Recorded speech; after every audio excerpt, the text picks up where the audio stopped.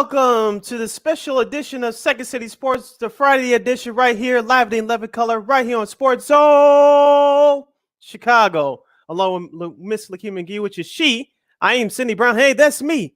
You can follow yours truly on the Twitter and the IG at SidKid80. Once again, it's SidKid80. That's SIDKID80. That's SIDKID80.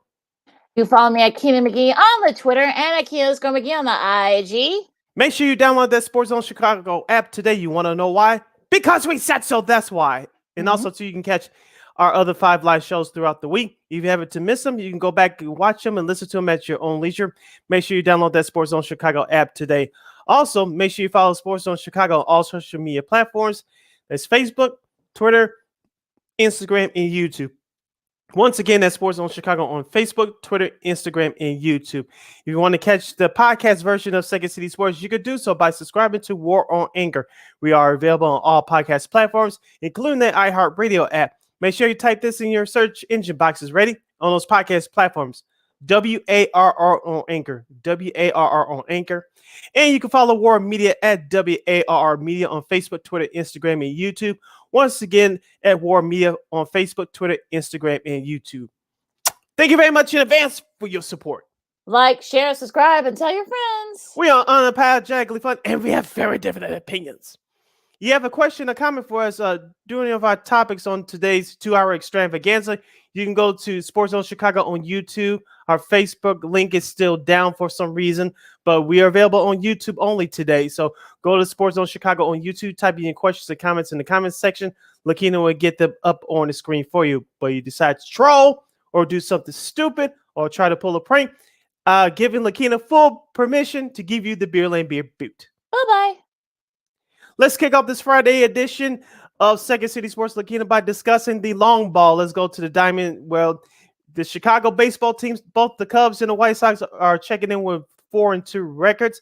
The White Sox are looking hot despite their injuries. The Cubs are perhaps one of the surprise teams in Major League Baseball. Let's start out with the White Sox. Lakeena, they took it on the chin yesterday by the score of 6-1 with the Seattle Mariners. Lakeena, we talked about this before we started broadcasting today. Yesterday's game was weird, and if you heard Steve Stone during the beginning of that broadcast yesterday, he and Jason Benetti both commented and said it was very windy outside. We could see some weird plays, and that's exactly what happened yesterday. The Seattle Mariners infielders had a couple of chances to catch fly balls out of the infield. It did not happen. It was because of the wind. But the White Sox made some inflicting errors, in particular Larry Garcia had a couple of errors yesterday. He did have one play where he got away with it, but the other error was just not good. But Lakeena, call me crazy. I'm not worried about what happened yesterday. You throw it out the window. You start a 3-game weekend series against the Tampa Bay Rays tonight. The White Sox, despite their injuries, have looked good so far. I was there on opening day on Tuesday. Luis Robert, I know many people have him as a potential MVP candidate. I'm still waiting to see that the young man has great talent. He was the reason why the Sox won that game on Tuesday. Of course, Wednesday, the White Sox came through in a light rainstorm to beat the Seattle Mariners. I guess the baseball guys owed it to Seattle yesterday. But besides yesterday, I'm very happy where this White Sox team is at right now, given officially 1 week of play. Yeah, I think they've looked really good so far. And, it's such of that game. You're going to have those kind of games where things happen with the weather in this case and all other fluky things. So you kind of put that to the side. But look, I mean, the Mariners are one of the favorites to win the AL West. So I think the fact that if you're a White Sox fan and they win 2 out of 3 against them, I think you're feeling pretty good. Now, everyone stepped up, have stepped up so far, even with the injuries. With some of your stars like Giolito and Moncada and the others, and also excuse me, Lance Lynn. So yeah, I think that if you're the Sox, I mean, you'll take it. You're 4-2 right now. You're where you should be in your division. You're right there. You've got a really tough set against the Rays this weekend, who've looked really good so far as well. So we'll see. This is more of like a litmus test, I guess. You don't want to say that we're in the second week of the season, but look, Tim Anderson looked really good, so far. He finally kind of exercised those demons against Robbie Ray because he had not looked good so far against him in his career. But I mean, it's definitely sort of one of those things where like you'll take this if you're the White Sox. It's you looked good, and you just take it one series at a time, and just look. We'll see. Look, I think if somehow the Sox lose like 2 out of 3 to the Rays this weekend, I don't think Sox fans should freak out, but just sort of like take every series as it goes, because weird things happen, and look, you're gonna have we'll talk about the pitching matchups in a little bit, but so far so good if you're a White Sox fan. Yeah, if you mentioned Tim Anderson, he made his return to the lineup last Sunday at Detroit. His impact has been tremendous at the top of the lineup for the White Sox. So far, he has 8 hits in 4 games with 14 total bases, along with his first home run on Wednesday and 4 RBI. He sets the tone for that top of that lineup. Also, the other player that we talked about, Lakeena, during our interview with Jordan Lazowski about a couple of weeks ago, Josh Harrison. He's filling in nicely for Yohan Makata at third base. I know Jay Burgers has played there a couple of games too, but once Yohan Makata comes back healthy, Josh Harrison moves back to his natural position at second base. Him and Tim Anderson is going to be a nice combo as far as defense is concerned, potential of turning double plays. Now, Harrison struggled a little bit coming out of the gate with his bat. I know he missed yesterday's game along with Eloy due to injury, but Josh Harrison is going to be a nice addition for this team. I don't expect Josh Harrison to put up monster numbers for the Sox. It will be nice, but as I said before, I'm more concerned about his defense, and he's going to help Tim Anderson a lot, who improved his defense last year. Also, too, Eloy actually caught a ball during that game on Wednesday. You read my mind. I was like, okay. He had shades on, and it was like dreary outside. And then he also caught the ball. He didn't hit the wall. He didn't get hurt. Yay! So I guess that's a good thing. So if you're Eloy and you get a little bit like you kind of freak out a little bit when he gets exposed. But again, I guess maybe every once in a while he'll actually won't.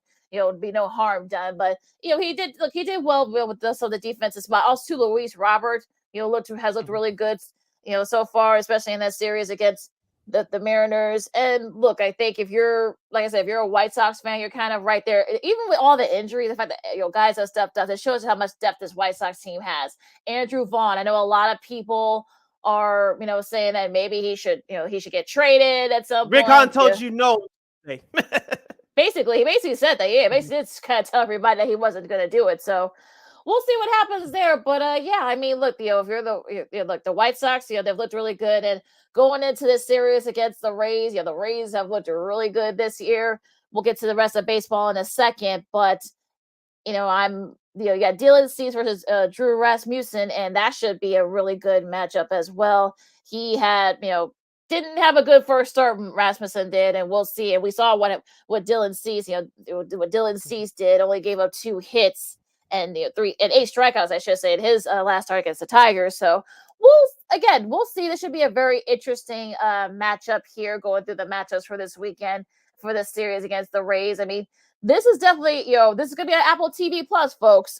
So tonight's game, So this gets tonight, and you're not gonna be able to find the game unless you do some maneuvering, White Sox fans. I'm just I'm just asking. I'm just saying. But you're gonna have to do this. Is one of those Friday night games that are gonna be on Apple. So you're gonna have to find other ways to to sort of watch the game there. Now Corey Kluber against Michael Kopech. That's tomorrow's matchup.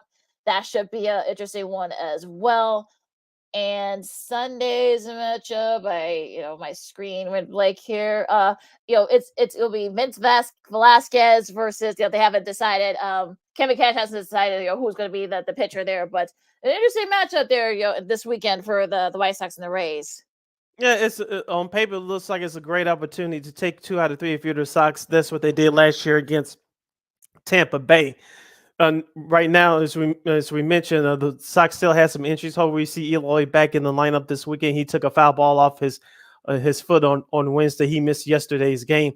The White Sox, as we said before, the offense is going to have to carry this injury-riddled pitching staff. Hopefully, you get Giolito back within the next week or so. Lance Lynn will not be back until the end of next month.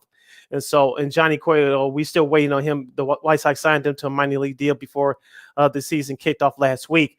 So the White Sox offense has really carried this team so far. You saw what they did on Wednesday. We were on throw yesterday out the window.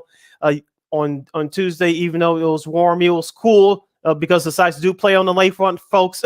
I felt it in my bones, literally. But the White Sox managed the game the way that the game was flowing, and so they squeaked down enough runs to beat Seattle on that opening day. So the White Sox have all things clicker right now. You could tell that this around this time last year, Lakeena, this team was trying to find themselves. Of course, in the beginning of May, they really started to take off due to the fact that the AL Central is bad, and the White Sox were getting to getting into that chemistry, getting into that groove last year. This year, they're taking no prisoners. I'm not going to sit here and say they're going to win the remainder of the games. That's not true. But you can tell it's a sense of urgency with this team this year. Absolutely. So we'll see what happens during that series. That should be a fun one. You're listening to Second City Sports on Sports Zone Chicago, along with Cindy Brown. I'm Lakeena McGee. Let's go to the north side for a second. Sid, the Cubs. I don't think anybody had the Cubs starting at 4-2, but they did. They win 2 out of 3 against the Brewers. Of course, they split their series. They split their mini 2-gamer against the Pirates. They won last night's game against the Rockies. And look, Seiya Suzuki is taking the world by storm. You know, he has already had, I believe, like four home runs, you know, in his first, you know, four home runs, and I think like about 6 RBIs so far. And a lot of people were picking him, and he seems to be adjusting pretty well to that end. Now, I think the Cubs are sort of like, you know, they're not doing it sort of anything kind of new and out of the ordinary. I mean, their pitching has been really, really solid, and look, I feel, you know, Keegan Thompson had a really nice showing yesterday's game at Coors Field. A lot of people thought that maybe he would get hit out of the ballpark. He wasn't. You know, 5-2. You know, had a solid outing there. Everyone getting a lot of contributions from some guys. You know, guys that you know. You know, the guys. You know, even Nick Madrigal's had a little bit of contribution there. All you White Sox fans remember him. I mean, thanks a lot. Oh well, sorry about that. It's not. I'm not doing it being malicious here, Sid. You know that, but yeah. So far so good. Frank Schwindel had a couple of RBIs in that game yesterday, so they're getting some contributions from guys from all over, which is a good thing if you're a Cubs fan. Say ya. Sorry. As you mentioned, Seiya Suzuki has come out of nowhere. He had, like you say, he homered again yesterday. He has 3 home runs on the season to go along with his 10 RBI and 17 total bases. It looks like this young man is an early candidate for Rookie of the Year. I was talking to someone yesterday, and someone was telling me like he's too "quote unquote" old to win that award. I said, well, age really doesn't matter. I know he got a late start playing baseball over here in this country, but it looks like Seiya Suzuki is just a company to Major League Pitching. Now we all know that the book on him will come soon about. But the adjustment is, will Suzuki make the adjustment, and we'll see in due time what's going to happen. But right now, the Cubs are just squeaking out runs that just have enough offense to carry this thing through. And you see contributions from Ian Happ, and also too, like Lakeena mentioned, Nick Madrigal, the former White Sox player. They're really doing well, and also Wilson Contreras, their big superstar at catcher right now. Yeah, he's averaging 308 with 8 total bases, a home run, and an RBI. His bat really got going toward the end of that series against Pittsburgh on Wednesday in that 6-2 loss. But Wilson Contreras is a big guy in that lineup, and you have to look at what this Cubs team is doing. Can they keep it up? I'm not sure, but you'll start to find out what this Cubs team is in the next coming days and weeks. Of course, their series continues tonight against the Colorado Rockies. In Coors Field. We'll see how that goes. Now, going back to Wednesday's game against the Pittsburgh Pirates, Kyle Hendricks did not look good. The Pittsburgh Pirates jumped all over him early, and you can see that his 2 starts so far this year has been a total contrast, night and day. He pitched in a cool environment at Wrigley Field against a good Brewers team, and he kind of settled down there a little bit after that shaky start, but in the Pittsburgh game on Wednesday, he was just not there, and the Pirates got to him early. So you think that Kyle Hendricks can get it going? We'll see if he can. He's a veteran, and he's been there before. So struggle. I know he struggled last year, giving up 31 home runs total, but so far it's not the greatest of starts. But I wouldn't worry about him if you're a Cubs fan. Now, Marcus Stroman, who should pitch this weekend against the Rockies. He had 3 strikeouts along with 3 walks in his last start last Sunday against the Milwaukee Brewers. And Marcus Stroman can pile up innings as well as anybody in Major League Baseball. As I mentioned, he settled down against the Brewers after the first couple of innings. He really started to find his groove. We'll see what happens this weekend in his next start against the Colorado Rockies. And we know that with former Cub Chris Bryant on the other side now, the Rockies have been one of the surprising teams in Major League Baseball this year. So the Cubs got to them in the first of the 4-game series last night, and so we'll see what happens in that as that weekend series continues for the Chicago Cubs against the Rockies. You're listening to Second City Sports on Sports Zone Chicago. Sid Lakeena here with you. Lakeena hopefully she'll join me back in a matter of moments. So we have some technical issues, but yours surely will carry through on to this program as we discuss the rest of Major League Baseball. What happened from this past week, of course, Vladimir Guerrero Jr. for the Toronto Blue Jays. Them and the Yankees did battle in the Bronx for a 4-game series. Both those teams split the 4-game series. Vladimir Guerrero Jr. had the Major League Baseball's first 3-home run game of the year. And this I didn't know until I rewatched the broadcast of that game from Wednesday. Vladimir Guerrero Jr. is the first Toronto Blue Jay to have a 3-home run game against the Yankees ever. Toronto's been playing Major League Baseball since 1977, and no Blue Jay has done that against the Yankees in one game. Hit 3 home runs in one game. That was weird and sorry folks, yeah, I think Sid's singing kind of threw me off, so I had to step out for a second. But yeah, I mean, look, what Vlad is doing is nothing short of remarkable. I don't even think I don't think his dad ever did that. I don't think he ever when he was playing. Yeah, I don't think he ever did that against the Yankees. So that's pretty cool that no Blue Jay has done that since in their history. Mhm. So that's actually pretty cool. Now that was an interesting series so far. If you saw yesterday's game, Adolis Chapman couldn't really hit anything. he couldn't pitch anybody out, but they were the Cubs came in and sort of saved the game for the Yankees, would actually end up being a save situation, oddly enough. But look, nothing in short of what he's been doing has been incredible. So you got to commend it for that. Also, too, from Stephen Kwan, what he's been doing, Sid, because I think he just reached base again. Yep. This is sort of I think this is the first ever in the history of MLB. He has reached base 18 times in 5 career games. That passes Jay Bruce who in 08 when he did it. So for the first time, in his first 5 career games in live ball era, and back in 1920. So what he's doing, so far, I don't think he's going to be able to keep this up. But the fact that he's done something that no one has done. I mean, that's sort of remarkable. So we're getting all these weird things. Probably he's actually been one of the few bright spots from the Guardians so far. Yeah. And that's. So got to give a shout out to what he's done as well.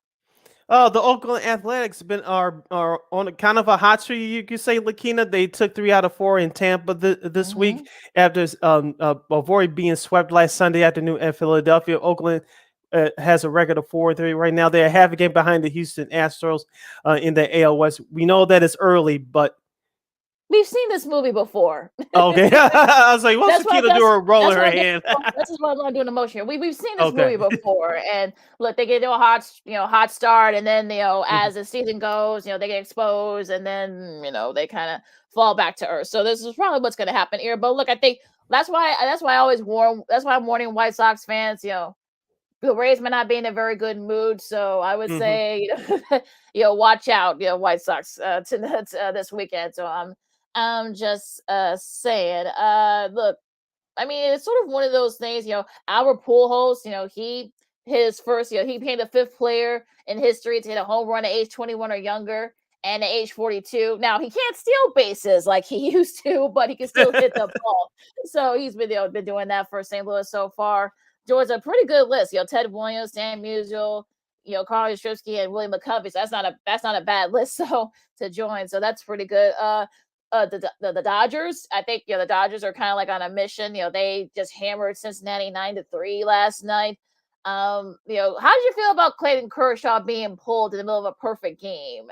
on I was actually Tuesday. watching that game live via this computer screen, and I Mhm. took a nap. But then when I woke up, what's his name, Joe Davis. I was watching the It Dodgers is, yeah. broadcast. He Mhm. said Clayton Kershaw's a no-hit guard. I said what? And so I started tuning in, and then the bottom of the eighth inning, he didn't come out. So Dodgers manager Dave Roberts decided not to bring him out. Clayton Kershaw was looking good. He struck out 13 batters from the Twins, and I know that a lot of people want to blame it on the lack of spring training action due to the lockout.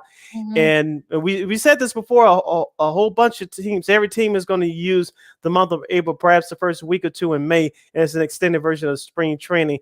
I think that's just Dave Roberts making up his mind that he wants to save Kershaw. I know Kershaw's an older guy now. You brought him back for this year and this year only, but you never know that Clayton Kershaw is going to get another opportunity at this, because these come at a dime a dozen, let alone perfect games. I know Kershaw had a no-hitter about like 7 or 8 years ago, so Mhm. it rarely happens to a person twice. Go ask Nolan Ryan about that. He had to play in the league for about 25 damn years. Right. So there you go on that. But I didn't like the decision. But Dave Roberts, that's why he gets paid the big bucks, and we don't. So, but the Dodgers ended up winning the game, and maybe if that situation comes up again, will Dave Roberts do it differently, or will he stick to his guns? We'll see. Only time will tell. Yeah, going to be very interesting. I mean, you gotta think that I don't want to say he's on the hot seat, but he's definitely kind of like in that front where people are going to be looking at it pretty closely, especially after what happened on Tuesday. So let's go through the series real quick. I know we're up against it, but it's a really good series coming up. I mean, of course, the Rays and the White Sox. Of course, game one of that game, remember, it will be on Apple TV Plus at 6:10. So make sure you guys know that particular start. Oakland and Toronto. Can Oakland keep up their streak? I know Toronto, they split their series with the Yankees, so we'll see how that goes. San Francisco and Cleveland, that should be that should be an interesting one too. St. Louis and Milwaukee. Yeah, the Cubs are in first place so far, so I'm sure they're gonna be as they finish up their series with the Yeah, Milwaukee Rockies. won that opener yesterday. They did, so they continue their series. The Reds and the Dodgers, they continue their series as well. Atlanta and San Diego. Manny Machado last night said he was 5 for 6 with 2 stolen bases. He's the first Padres player with 5 hits and 2 stolen bases in a game. You got to go all the way back to the late great Tony Gwynn back in 1987. Also, too, they and Gary Richards are the only ones to do that for the franchise. So far he's looked really good. And the Padres, if they can avoid injuries, that they could be up there with the Giants and the Dodgers for the NL West. Remember, Lakeena, this time last year, San Diego was starting to take off, and they actually took it to the Dodgers early. Yes, and they of did. course, after the All-Star break, losing to those bad teams like Arizona, Colorado, and then there was some infighting in that clubhouse. Poof goes their playoff chances. But so far this year, they look good, but we'll see what happens. We'll see what happens. As you always do, the little circus. What's that? Oh, what call it? Whatever the hell you do with your hands. A merry-go-round. Merry-go-round. There you go. Sorry, my brain's not working today. roller coaster. Yeah, there you go. Yeah. But yeah, so also to Houston, Seattle, that should be a fun one there in the AL West. That's starting their weekend series. And Atlanta and San Diego are going to get the ESPN Sunday Night Baseball treatment. So at 6 o'clock, remember to start the first pitch there. So remember the start time, folks. And those are some of the key series to watch for this weekend in the MLB. On the flip side, we honor a living legend, and we also honor a past legend. We also have some sports media news and some nuggets and a whole lot more. You're listening to the Friday edition of Second City Sports. I'm Sid. That's Lakeena. Listen to Sports Zone Chicago. AutomotiveMap.com presents the Sports Flash on the Sports Zone Chicago. NBA Thursday, the Bulls dropped their second straight 126-109, the loss at New Orleans. The Bulls are 42-31 with the setback. Zach LaVine led the scoring for Chicago with 39 points. Kobe White had 23. The Pelicans got 30 points from Devontae Graham, 25 from CJ McCollum, and a double-double from Jonas Valanciunas. Up next for the Bulls, they'll try and snap the skid tomorrow night when they visit Cleveland. The Blackhawks put a 2-game winning streak on the line tomorrow when they visit the Vegas Golden Knights. Chicago with a 4-3 win at Los Angeles yesterday. Alex DeBrincat had the shootout winner. Colin Delia Garcia made 43 saves through overtime in just his second start of the season. Spring training Thursday, the Angels beat the Cubs 5-4. Today, it'll be the Cubs taking on the Rockies. The Giants beat the White Sox 9-6. Today, the Sox will face the Mariners. For lightning fast sports updates, download the Score app. It's free and one of the most popular sports apps in North America. I'm Chuck Sanders. That's the Sports Flash on the Sports Zone Chicago. Nobody protects you from mayhem like Allstate. I'm a speed bump. Did you hear what I said? I'm a speed bump. And if you have cut rate car insurance, the cost to reattach your muffler could really be a bump in the road. So switch to Allstate, save money, and be better protected from mayhem, like me. Based on coverage and limits selected, subject to terms, conditions, and availability. In most states, prices vary based on how you buy. Allstate Bar and Casualty Insurance Company and affiliates, Northbrook, Illinois. Have you wanted to speak a new language but thought it'd be too difficult or take too much time? Then try Babbel. In just 15 minutes a day, Babbel teaches you conversations that you will actually use. With 14 languages and lesson topics like travel, business, relationships, and more, you'll learn what matters most to you. Babbel. Language for life. Learn a new language with ease. Go to Babbel.com to try for free. That's BABBEL.com.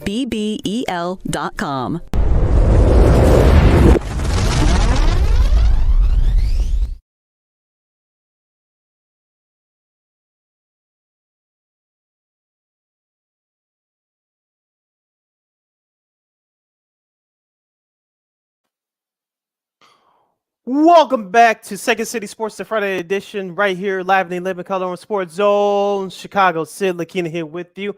You can follow yours truly on the Twitter and the IG at SidKid80. Once again, it's SidKid80. That's SIDKIDA0. SIDKIDA0. You can follow me at Keenan McGee on the Twitter and at Keenan_McGee on the IG. Lakeena, yours surely had the privilege of attending his first Blackhawks game since December of 2019. Last night, it was Pat Foley night at the United Center as the Blackhawks defeated the San Jose Sharks 5-4 in a shootout. But the main story was Pat Foley called his last game for the Chicago Blackhawks. He's been with the Blackhawks organization from 1980 through 2022, 39 seasons behind the mic, both TV and radio. He was born in Glenview, Illinois on December 23rd, 1954.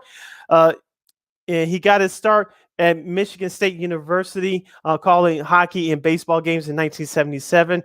He began his career also in Grand Rapids, Michigan, announcing minor league hockey games. His father would take the recordings of Foley at Grand Rapids Owls games and pass them along to Michael and brother Bill Wirtz, owner of the Chicago Blackhawks, the late Dollar Bill Wirtz.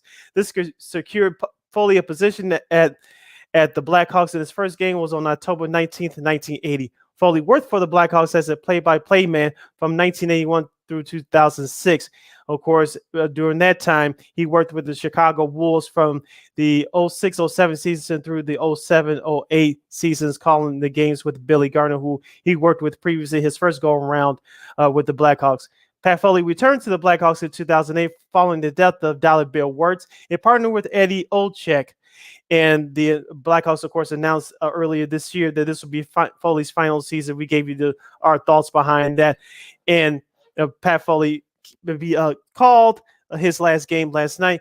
Pat Foley was the TV voice for the Blackhawks through 3 Stanley Cup seasons with the 2010 team, 2013, and 2015 teams.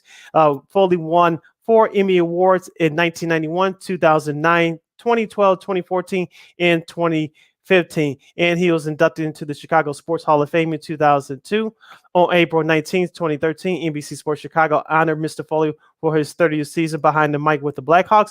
And in 2014, Foley received the Foster Hewitt Memorial Award and entered the Hockey Hall of Fame. And, of course, 3 years ago, the National Sports Media Association named Foley the Illinois Sports Broadcaster of the Year.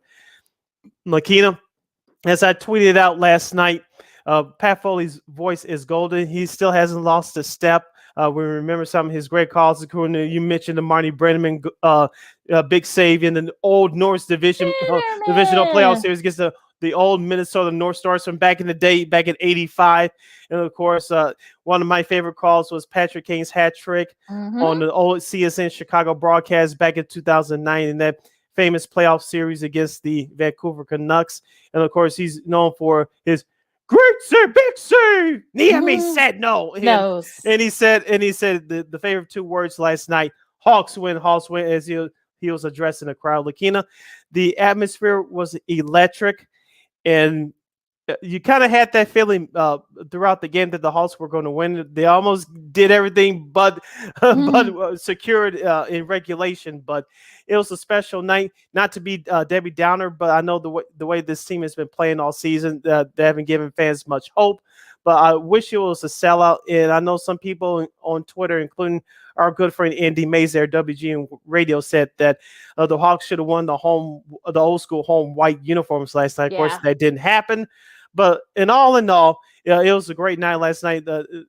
How fitting was that to end the game in a shootout goal by Alex DeBrincat. And then, of course, after the game, as I mentioned, Eddie O and Pat Foley addressed the crowd. And the Hawks usually give the salute to the fans after every victory at home. They stood there last night and turned to the TV booth and gave Foley a proper send-off salute.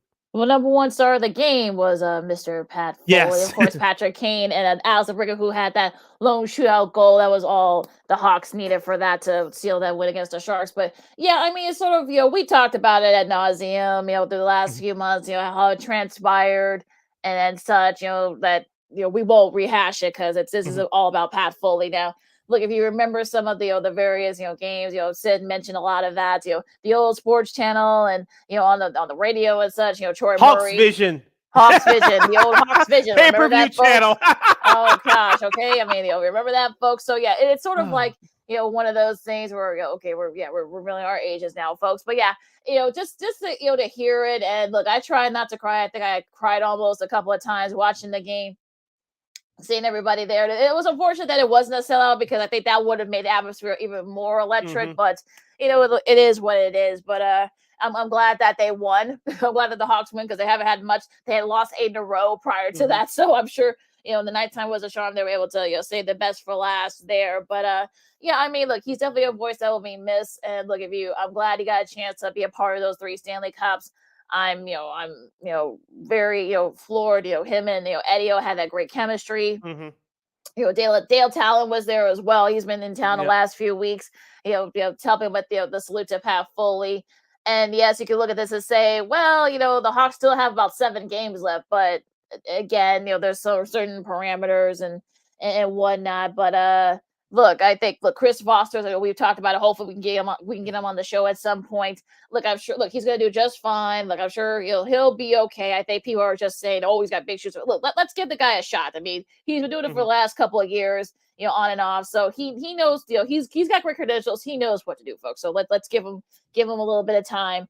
But yeah, I mean, the Foley Mr. Foley, I think he's definitely going to be missed, and I'm sure they'll have him as an ambassador of Hawks will, because this is sort of one of those things where he's the great voice of a generation, all our generation is especially. So he's definitely going to be, his calls will be live on forever. So I'm sure, he even said himself, he's still going to be around. I mean, he lives in the area, so he's not gonna you're not gonna not see him. I'm sure he's gonna still go to Hawks games and whatnot. He's gonna be on the golf course a lot. They actually offered, as a cool retirement prize, offer him to a trip to any of the 4 majors. So he'll get to go to, I don't know, maybe they next year, maybe he's probably gonna want to go to Europe too, I'm sure, for the Open Championship as well. So he'll have this choice. So he's a big golfer too. So you're gonna find him on the golf course and on at the UC too.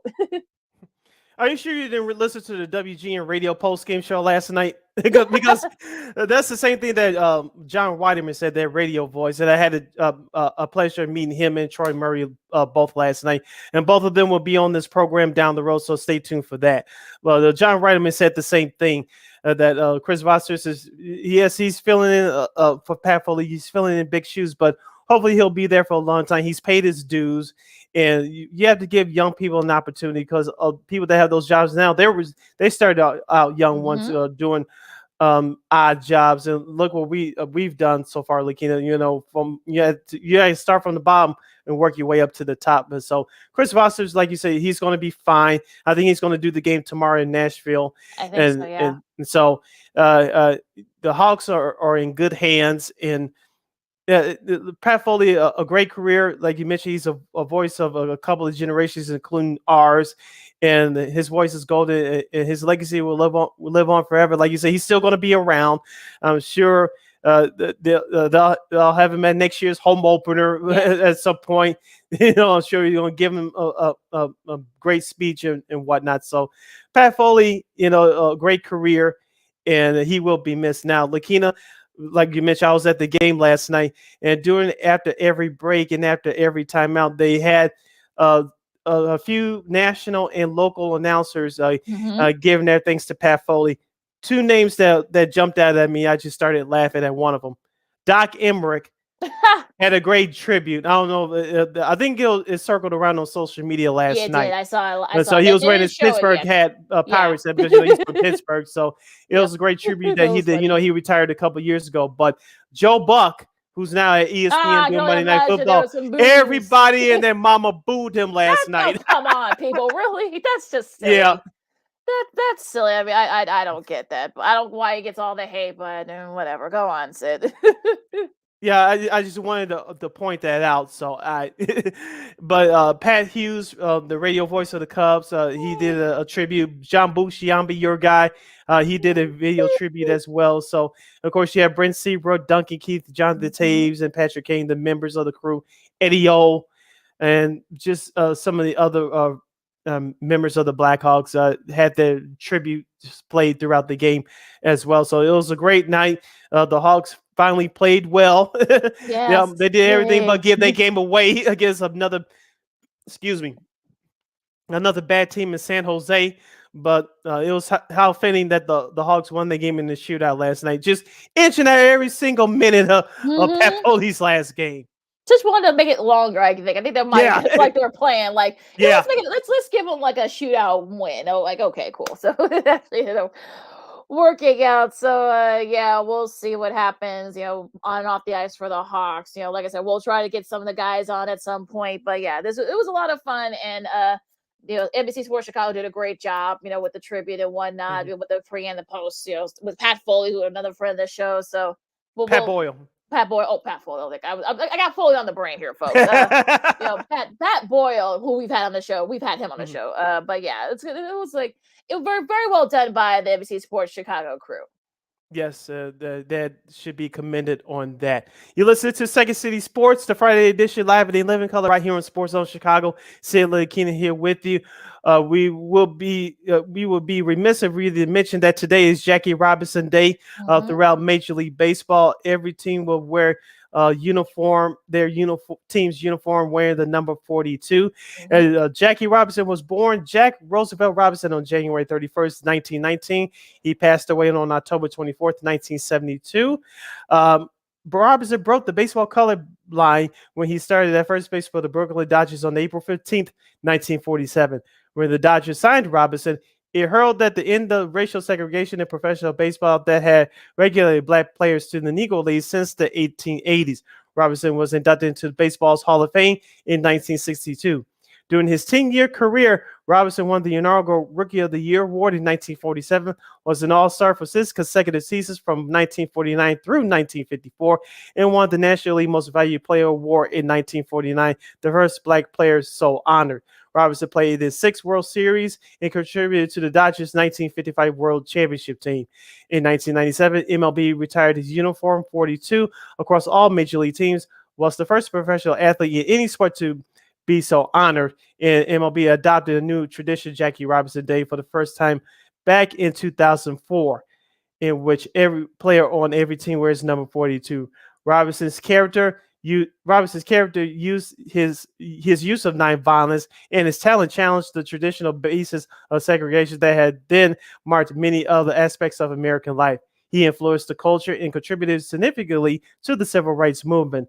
Robinson also was the first black television analyst in MLB and the first black vice president of a major American corporation, chock full of nuts. In the 1960s, he helped establish the Freedom National Bank, an African-American owned financial institution based in Harlem, New York. After his death in 1972, Robinson was awarded the Congressional Gold Medal and the Presidential Medal of Freedom in recognition of his achievements on and off the field. Lakeena, we just wanted to say from all of us at Sports Zone Chicago and Second City Sports in particular. Thank you, Mr. Jackie Robinson. For those of you listening back on our replay at War Anchor on our podcast version, I have both my Jackie Robinson jerseys hanging up behind me. Of course, those of you watching on YouTube right now, you can see them. I have the black version, and of course, I had the white version that I bought years ago. So the first time I saw a Jackie Robinson jersey, of course, you remember the Spike Lee movie back in 1989, Do the Right Thing. Mm-hmm. The only thing I don't have is a pizza box and a high top fade. Oh, brother. Oh, God, you're on the Wayback Machine there. But yeah, on a serious note, though, I mean, look, you can't imagine what he went through with some of the, the threats that he had. And look, it was a stressful time. And the fact that he was able to persevere and go through it, open the doors for Black players in the majors is sort of nothing short of incredible. I mean, he died in 1972. That's not that long after he broke the color barrier. So it was sort of one of those days where, and I'm glad that baseball, it took him a minute, but baseball finally, is honoring him the way he should be, doing this, this day and having all the players in the majors wear his uniforms, his number, in fact, number 42 and such. I'm sure there are going to be different tributes all over baseball today and tonight and, on Friday, since we're recording this. But yeah, I mean, look, but I think the problem is, again, this is a topic for another time, but the lack of Black players in the MLB. I mean, you have Torrey Hunter's a part of sort of the brass and baseball to kind of try and change that. Curtis Granderson, of course, he has that field at USC named after him. But I think there's definitely going to need to be like a lot of things that need to be done to kind of get that number back. I think like these were 5%, like 5 or 6%. Last couple of years, so that number needs to change. But again, even that's another topic for that's another discussion for another time. But this time, it's all about Jackie Robinson and all around baseball, and I'm glad he's still he's not at a time where people want to kind of do the whole like let's get rid of like the stuff from yesteryear. At least this is the one thing where I think okay, we got to get rid of this because it was significant. Yeah, and also too, he played for the Montreal Royals, the minor league team, before he was called up to the Brooklyn Dodgers in 1947. And he got arrested one time at home plate, even though he was allowed to play. He got arrested at home plate, which was crazy. But those are the times that we lived in back then. And so this day is significant, not just in baseball history, but in American history as well. And for those of you, especially younger than us, then did not check out that movie. But I can't believe it's been 9 years since that movie's been released. But 42, starting the late great Chadwick Boseman. Please check that out. I know they changed some things around just to sell it, but most of the stuff that happened in that movie was true. So that was a great movie, 42, starting the late great Chadwick Boseman. So if you haven't get a chance to look at that movie, please check it out. You're listening to Second City Sports, live in 11 color, the Friday edition right here on Sports Zone Chicago. Sid, Lakeena here with you. Let's get into our sports media nuggets while we have a few minutes left. Next hour, we're going to have our Chicago Bulls NBA playoff preview power hour. We have a great illustrious panel for you guys to help preview the Bulls-Bucks series along with the rest of the NBA playoffs in the final two play-in tournament games tonight. So that's coming up next hour. Lakeena, let's start off with some breaking news from the sports media world. Looks like Melissa Stark, who was a sideline reporter for Monday Night Football some years ago. She's been working at NFL Network for the last few years. It looks like NBC may choose her as the new sideline reporter, replacing the retired Michelle Tafoya.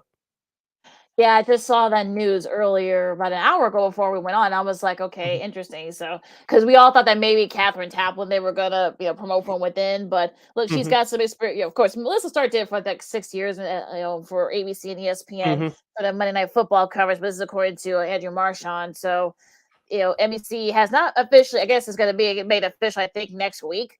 So again, after the Easter holiday, so we'll see what happens now. So she's been at NFL Network for I think the last like 15 years or so, and it'll be interesting to see it. I mean, look, you've got a whole new lineup here, and maybe they'll do a kind of an opposite thing. We'll see especially once they have the Super Bowl and stuff, once the new NFL TV deal kicks in. But yeah, I think this is in the end, I think they went someone who has the experience, who has a track record, or who has worked sidelines in the NFL consistently. So. Good for Melissa. It'll be great to see her back on the sidelines. Yeah, it'll be great to see her back on the sidelines. Let's go back to baseball. Of course, we mentioned what tonight's White Sox Tampa game will be exclusively on Apple TV Plus. with Apple TV, and of course Peacock starting next month for the early Sunday afternoon games. YouTube is back in the mix for the fourth consecutive year, rather, having exclusivity to these midweek games from MLB. It will start on Thursday, May the 5th. Your crew will be Scott Braun, Yonder Alonso, and Sierra Santos. Used to work here in Chicago, so they'll be your new team from MLB Network on YouTube. And the schedule goes as follows. It'll start Thursday, May the 5th, Washington at Colorado. May 11th, Milwaukee at Cincinnati. May 20th, Marquee Sports Network will have the day off because Arizona will travel to Chicago to take on the Cubs. So all you Cubs fans that don't have Marquee Network, you don't have to worry about it on Friday, May 20th. You can watch it for free on YouTube. Right, and I love the fact that it's going to be free, which is it's not going to be on YouTube TV. It's going to be on the main YouTube. So exactly. Only thing is you have a good internet connection. That's all you need. Exactly. The rest of the schedule are as follows through the first half of the season. Wednesday, May 25th, Detroit and Minnesota. June 1st, Kansas City at Cleveland. June 8th, Toronto and Kansas City. And then June 15th, Minnesota at Seattle. So that's at least the first part of the schedule for the YouTube schedule on MLB on YouTube. Yeah, sounds good. Like I said before, at least in this case, the only thing you need is a good internet connection. You don't even need a Gmail account or anything like that. Just make sure you have YouTube. Either download on your phone or on the web. So go for it. So if, like you said, Marquee Network, they're going to be off that day. Boog and JD. So you can kind of you have a chance to actually watch the game. Yeah, also, speaking of Marquee Sports, real quick, Lakeena, have you been checking out some of their pre and post game coverage? I know Cole Wright's been on there. Hopefully, we can get him on this show at some point. But Cliff Flory, who still does some part-time work for MLB Network, he's been doing a heck of a job with Rick Stuckley on MLB on Marquee. They have a nice little rapport there, those two. So I really like them. I know Cliff has been wanting to get into television. I think he did it for the Marlins for a couple of years too before coming. He wanted to do it for the Cubs. So he's getting his wish this season. So I like the rapport that he and Sud have, and of course Cole Wright's done a great job. Of course it's going to be like a rotating analyst thing throughout the season. So they actually do a really good job with their pre and post on Marquee. I know people get a lot of flack for some of the production stuff, but there's actually the one thing among that it actually is pretty good for Marquee. Yep. And so the Cubs are on Marquee, and those Cub fans that can catch those games, of course, I can catch that channel because I get it on my cable system. They really do a great job over there. Sticking with baseball, Lakeena, Peacock's MLB package will be branded as Sunday Leadoff. Of course, it'll kick off Sunday, May the 8th. I believe that's the White Sox versus the Boston Red Sox. Only the first game will be simulcasted, not just on Peacock, but on the regular NBC channel as well. That helps too, I think. So for all you not every game, Sox, but just that first game. Yeah, so I guess you could actually watch that game, for all the White Sox fans that don't have the premium Peacock. Remember, it's not going to be on the free one. It's going to be on the premium Peacock streaming service. So make sure to note that. Yeah, and also too, those games will be exclusive on Peacock. Your local regional sports networks will not be able to broadcast those games. They'll be exclusively on Peacock. That's starting Sunday, May the 8th. That first game between Boston and Chicago will be simulcasted on NBC starting at 10:30 a.m. local time. Ooh, sounds like a lot of fun. So any other sports media news that you want, or any other news in general before we do our playoff power hour? Oh, yes. Here's one thing that's been on the brain. Tomorrow, Saturday, USFL, I believe is on in prime time on both Fox and NBC. Are you looking forward to it? I might peek at it. I mean, you've got a pretty good tandem of folks that are going to be working the game. So I might check it out. Of course, this is going to be very interesting because they tried it a couple of years ago, of course, with the pandemic and such. So they weren't able to do that. They couldn't do anything last year. So now they're back at it this year. And look, I think it's nice to have that. That extra, of course you got, Jason Garrett's going to be doing the games. Also to Jack Collinsworth, Mark Sanchez, among others. So it's going to be very interesting. I feel like, the inaugural season, they'll kick off tomorrow, as said, you got 18 split up into 2 divisions. So it's going to be, should be interesting. I'm sure, folks, Fox is really, touting this, and then NBC as well. You got Kern Menefee and Joel Klatt will be leading the booth there for their side. So It'll be interesting though. I think you might see some familiar names.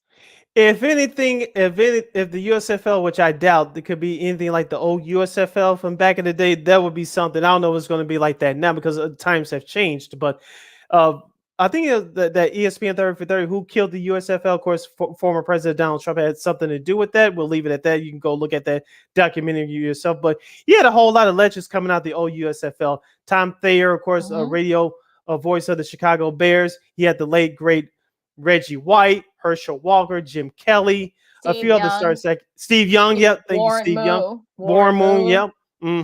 Well, in his case, he couldn't get in the NFL. Right, he went to Canada as well. He had to go to Canada first, so yeah. But you had a whole lot of stars, and they were getting paid decent too. Because remember, the NFL were not paying folks $1 million back then. They weren't, and so you don't have these ridiculous long-term contracts for millions and millions of dollars like you do today. But USFL was paying folks back then, and so and of course it went to crap. It was almost just as popular as the NFL back then. The NFL wasn't as popular back then outside the 85 Bears, though, like they are now. But the USFL, you thought they were on their way to great big things back then, but. Go look at that 30 for 30 documentary. Yeah, a lot of parameters. There were a lot of parameters kept that from happening. But yeah, so if you guys have a chance, if you want to check it out, it'll start on tomorrow. And we got the various games going on Fox. I know USA Network has it because there's no NBC Sports network, but and the big NBC will also have some games as well. So make sure you guys check your local listings. Yes, I believe the XFL will start next year because I think The Rock is the commissioner, the former pro wrestler. Actually, the XFL before the shutdown a couple years ago actually wasn't that bad. No, it actually was doing well in the ratings too. Yeah, before, of course, like I said, the WWE was left out of it. Yeah, unlike so the first it was time, all about football. Yeah, so I know that's what people forget that Rock was actually a pretty good football player in Miami. So yeah, so we'll see. I mean, but yeah, it's gonna be very interesting though. So. All right, Sid, hour number 1 in the books. Hour number 2 coming up next. We got a great all-star panel to discuss the NBA playoffs. A big injury. Injury, has May sideline and one team's chances to get into the main slot. We'll preview the Bulls and the Bucks and other, playoff, predictions, and everything else. So got a lot to do still with a great panel. With Sid, I'm Lakeena of Second City Sports on Sports Zone Chicago. Stay tuned for our NBA Playoff Power Hour. AutomotiveMap.com presents the Sports Flash on the Sports Zone Chicago. NBA Thursday, the Bulls dropped their second straight 126-109 the loss at New Orleans. The Bulls are 42-31 with the setback. Zach LaVine led the scoring for Chicago with 39 points. Kobe White had 23. The Pelicans got 30 points from Devontae Graham, 25 from CJ McCollum, and a double-double from Jonas Valanciunas. Up next for the Bulls, they'll try and snap the skid tomorrow night when they visit Cleveland. The Blackhawks put a 2-game winning streak on the line tomorrow when they visit the Vegas Golden Knights. Chicago with a 4-3 win at Los Angeles yesterday. Alex DeBrincat had the shootout winner. Colin Delia made 43 saves through overtime in just his second start of the season. Spring training Thursday, the Angels beat the Cubs 5-4. Today, it'll be the Cubs taking on the Rockies. The Giants beat the White Sox 9-6. Today, the Sox will face the Mariners. For lightning fast sports updates, download the Score app. It's free and one of the most popular sports apps in North America. I'm Chuck Sanders. That's the Sports Flash on the Sports Zone Chicago. Nobody protects you from mayhem like Allstate. I'm a speed bump. Did you hear what I said? I'm a speed bump. And if you have cut-rate car insurance, the cost to reattach your muffler could really be a bump in the road. So switch to Allstate, save money, and be better protected from mayhem, like me. Based on coverage and limits selected, subject to terms, conditions, and availability. In most states, prices vary based on how you buy. Allstate Bar and Casualty Insurance Company and affiliates, Northbrook, Illinois. Have you wanted to speak a new language but thought it'd be too difficult or take too much time? Then try Babbel. In just 15 minutes a day, Babbel teaches you conversations that you will actually use. With 14 languages and lesson topics like travel, business, relationships, and more, you'll learn what matters most to you. Babbel. Language for life. Learn a new language with ease. Go to Babbel.com to try for free. That's BABBEL.com.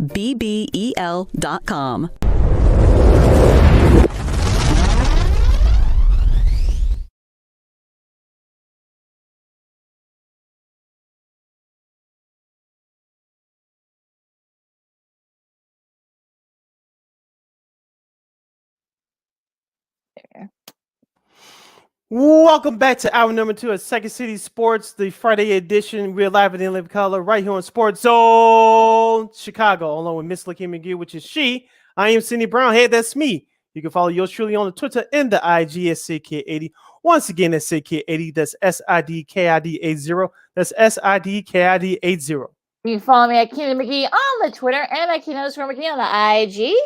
Welcome to our Chicago Bulls NBA playoff preview power hour. It's all things basketball, all things NBA, from the Chicago Bulls to the rest of the playoff field. And we'll give you our preview of the 2 playing tournament games that are taking place tonight for the Eastern and Western conferences. And we have an illustrious panel for you guys you know how we do it here on Second City Sports. We'll give you nothing but the real and nothing but the outrageous when it comes to basketball coverage. And let's introduce our panel, Lakeena. I'll let you lead off. All right, y'all. This is our buddy from War Media. He's doing some great things. He has a couple of his own shows, covering NBA and college hoops and such. He is the one, the only, the very young, because he is younger than us, so he's done a lot. You don't say. Yeah, Josh Hicks. Josh, welcome back. How are you? What's up, Sid and Keena? I appreciate the comment, the introduction. It was wonderful. I am young. But I'm trying to grow older. It'll get a little bit older. You see, it's the beard trying to come into the tad bit to look a little older. But I appreciate it. I appreciate it. I'm glad to be back on the show, man. For real. Glad to have you back, Sid. You introduced our second guest. He used to be on the Locked On Bulls podcast and, of course, the Bulls Outsiders of NBC Sports Chicago. Now he has taken his talents to the CHGO, All Chicago Sports Podcast Network. He is the co-host of the Chicago Bulls pre- and post-game shows for that network, along with our good buddy, Mr. Big Dave Watson and Will Gottlieb. Here comes the president of Bulls Nation. Everybody likes him from the Bulls fan perspective. He's a very good friend, Mr. Matt Peck. Matt, welcome back to the show. What's going on, everybody? Good to see y'all. You two really as well. It's the stash, bro. Hey, man. As soon as the Bulls bow out of these playoffs, the stash is coming off. I promise you that. That's your playoff mustache. Okay, that's your playoff mustache. It was my CHGO launch mustache because it just felt very Chicago sports fan thing to do. But man, summertime and the Bulls season ending, I'm ready to have my lip back. Yeah, he got that. Yeah. He has that Fred Mercury, the late Fred Mercury from Queen mustache, just perfectly lined up, right? Perfectly groomed, and you can't touch it. He can touch it himself, just groom it just right. It's perfect visual view. Still got a little breakfast in there. Okay. All right. On that note, speaking of Big Dave, well, hopefully he'll join us in a little bit. But we're going to get started because we got a lot to talk about in this hour, gentlemen. And we'll start with the Bulls first, since we are a Chicago-based show here. Now, going into their game, their series, I should say, against the Bucks. Now, I'm seeing a lot of, heads down and, just a little emphaticness, I guess you could say, with Bulls fans and, with Bulls Twitter and everything else. Josh, I'll start with you. Do you think they have a shot against Milwaukee? I explained this on my last show. It's like the cleaning products. You have the Lysol bottle, and it says it's 99.9% effective. It kills everything, including coronavirus. But you got that 0.1% that people that are hating on Lysol will say, see, that's proof that it's never fully effective. I got that 0.1% on the Bulls winning this series because of the fact that you don't have one person in particular that really helps steer this ship and driving the Bulls in the right direction, and that is Lonzo Ball. The loss of Lonzo Ball is so big for us that a lot of people may not even fully understand what he brings to the table. Lonzo Ball at one point was the top, from a roster perspective, the top perimeter defender. He was our point guard, Shavant, when you talk about his ability to run an offense effectively, set guys up effectively, the lead man on the fast break, setting guys up wonderfully. And he was the guy that, at least in the beginning, when we was going through all the injuries and we was going through their COVID outbreak and things of that sort, he was really the glue that kept it together because when Vooch wasn't hitting, when DeMar wasn't hitting, when Zach LaVine wasn't hitting, who was that person that was the number 4 guy or go-to guy on that offense, especially since Kobe White was out at that time, and we didn't see the real emergence of Ayo into what he is now. It was Lonzo Ball. And bringing that along with his, at the time, effective three-point shooting. I want to say he was at one point shooting between 35-40% from the three. Mm-hmm. That what he brought to the table really kept the Bulls afloat throughout everything they was going through. And as we have seen, since his departure, the Bulls have struggled mightily. Now, obviously, there's other players that play a role. P. Will being out, Alex Caruso being out, and injuries, Derek Jones being out, injuries all over the place. We get all of that. But the one common denominator was the fact that when they were winning really great, with DeMar doing his thing and with DeMar having his MVP caliber season, Zach LaVine being an all-star, Lonzo Ball was the glue to everything that the Bulls were doing. And now that is gone, the Bulls are suffering. And I don't see how you don't have without any of that, you can compete with a three-headed monster in Giannis, Chris Middleton, and Drew Holiday, who specialize in everything combined that Lonzo brings to the table. I don't know from a Bulls roster perspective, who we have that can help at least ease some of that pain as we try to compete in this series, especially as of the recent games, we've lost that competitive edge. It hasn't been there, and I just don't see how it can translate to where it is now without Lonzo Ball being at the forefront of all this. Matt? I'm sorry, could you repeat the question? Do the Bulls have a chance? No, they don't. Look, I think Josh laid out very well a lot of the context of this series we're about to watch and what's gone wrong for the Bulls in the final third of the season. But, plain and simple, the Bucks have championship pedigree and an MVP. The Bulls don't. They have neither of those things. For a while earlier this season, they had a guy who was flirting with being in the top 5 in the MVP conversation because DeMar DeRozan kept winning them games and having monster fourth quarters, wild efficiency, breaking records that hadn't been set since Wilt Chamberlain. And that's not the team we have anymore. It's just not. The Bulls, punched above their weight class for a while, and then they were, not even beating mediocre and subpar teams. So it was a crazy up and down season. They kind of ended up where I thought they'd end up, which was the 5th or 6th seed when the season was just getting started. But the Bucks are the better team on both ends of the floor, and they have a much wider margin for error than the Bulls do. I hope I see the Bulls at least put up a fight. I'm picking Bucks in 5 right now, assuming nothing wild changes between now and Sunday. But that's the way I see it. And I hate to be the bearer of bad news here, but I just saw this come across my Twitter feed from Casey Johnson. 2 of Billy Donovan's assistant coaches just tested positive for COVID. Oh, Chris Fleming and Damian Cotter. So it's Donovan said that both coaches have just mild symptoms. Obviously, neither will be traveling with the team to Milwaukee, but you hope that neither of those assistant coaches just gave COVID to anybody on this Bulls roster because they can't afford to lose anybody if they want an outside shot at making this a series. All right, so we're gonna have your co-host, Matt, one of your co-hosts at CHGO. Excuse me, I can't talk for some reason. The one, the only, also from the Bow on Sports as well. He is a Big Dave Watson. What's up, Dave? Hello, friends. What's up? I know why you got choked up, because you saw me about to come on. You got a little choked up. You know what I'm saying? I get it. I understand. I have that effect sometimes. You know what I mean? I appreciate it. All right, so piggybacking off what Matt said, what do you think? Do they have a shot, the Bulls, of winning? Or he's making it a series? Oh, that's two totally different. No, they don't have a shot to win this at all. No, they're dumb doing that. To say they have a shot at a series, I lean towards no, but I can hear an argument for yes. How you can fall into 2 wins. I don't see how you do it, but I can hear an argument for it. I got them going out in 5 personally.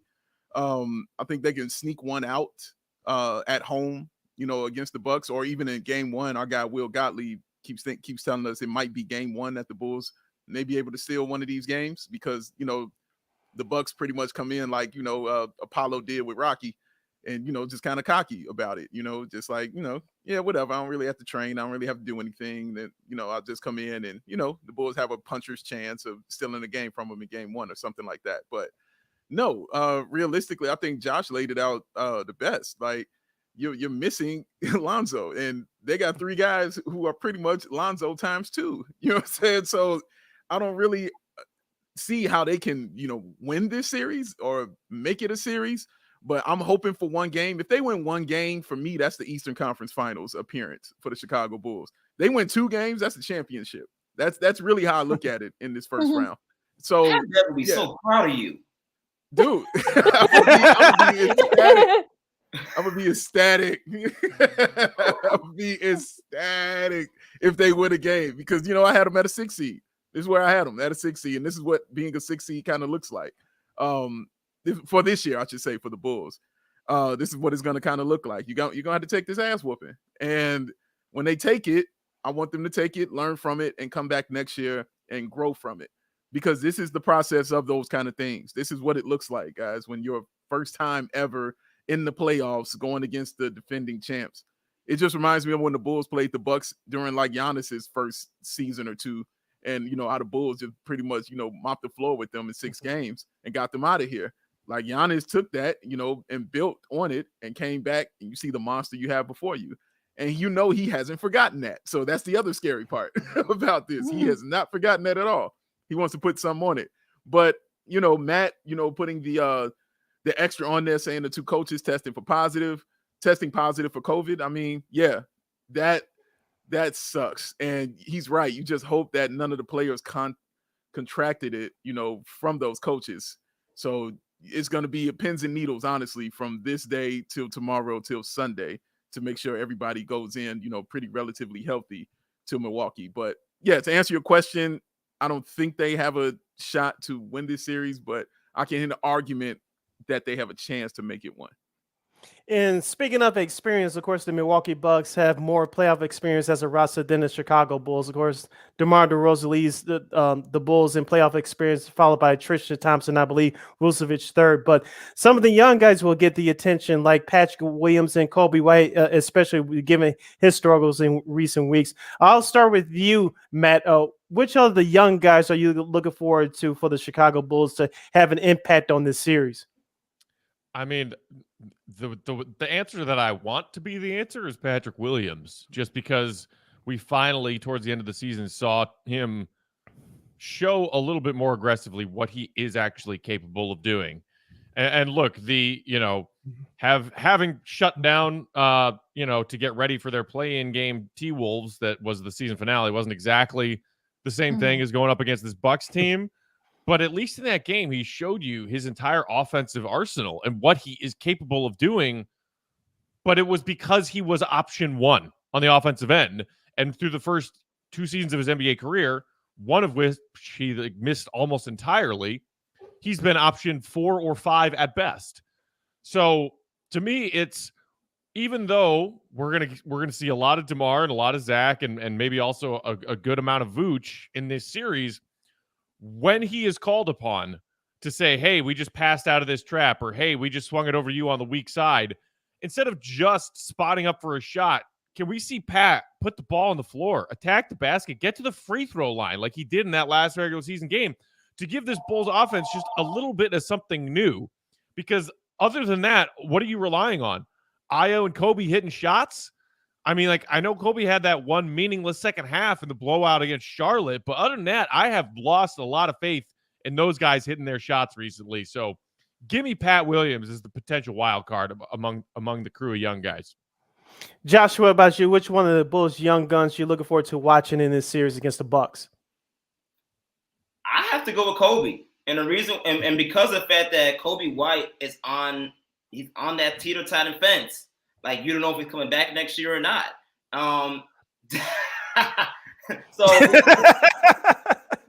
So because of that, this is, even though obviously he's a young guy, this is his first playoff experience, this is in a way like a make or break type of opportunity for him.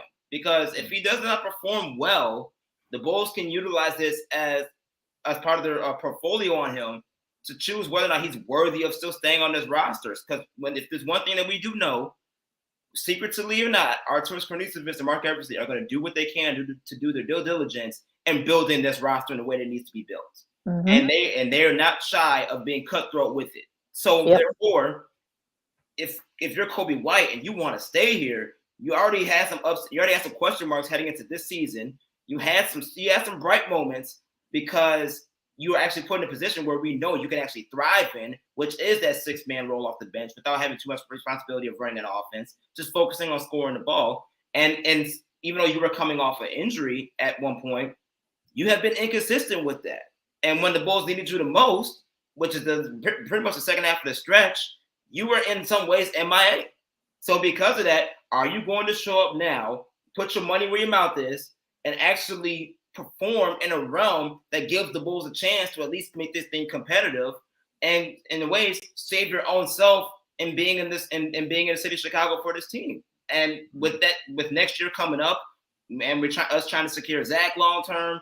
You're entering your 4th year of the league where they have the team has the option to pick it up for you or not. They can look to get rid of you, and you're uncertain right now. Your status is not solidified here long term.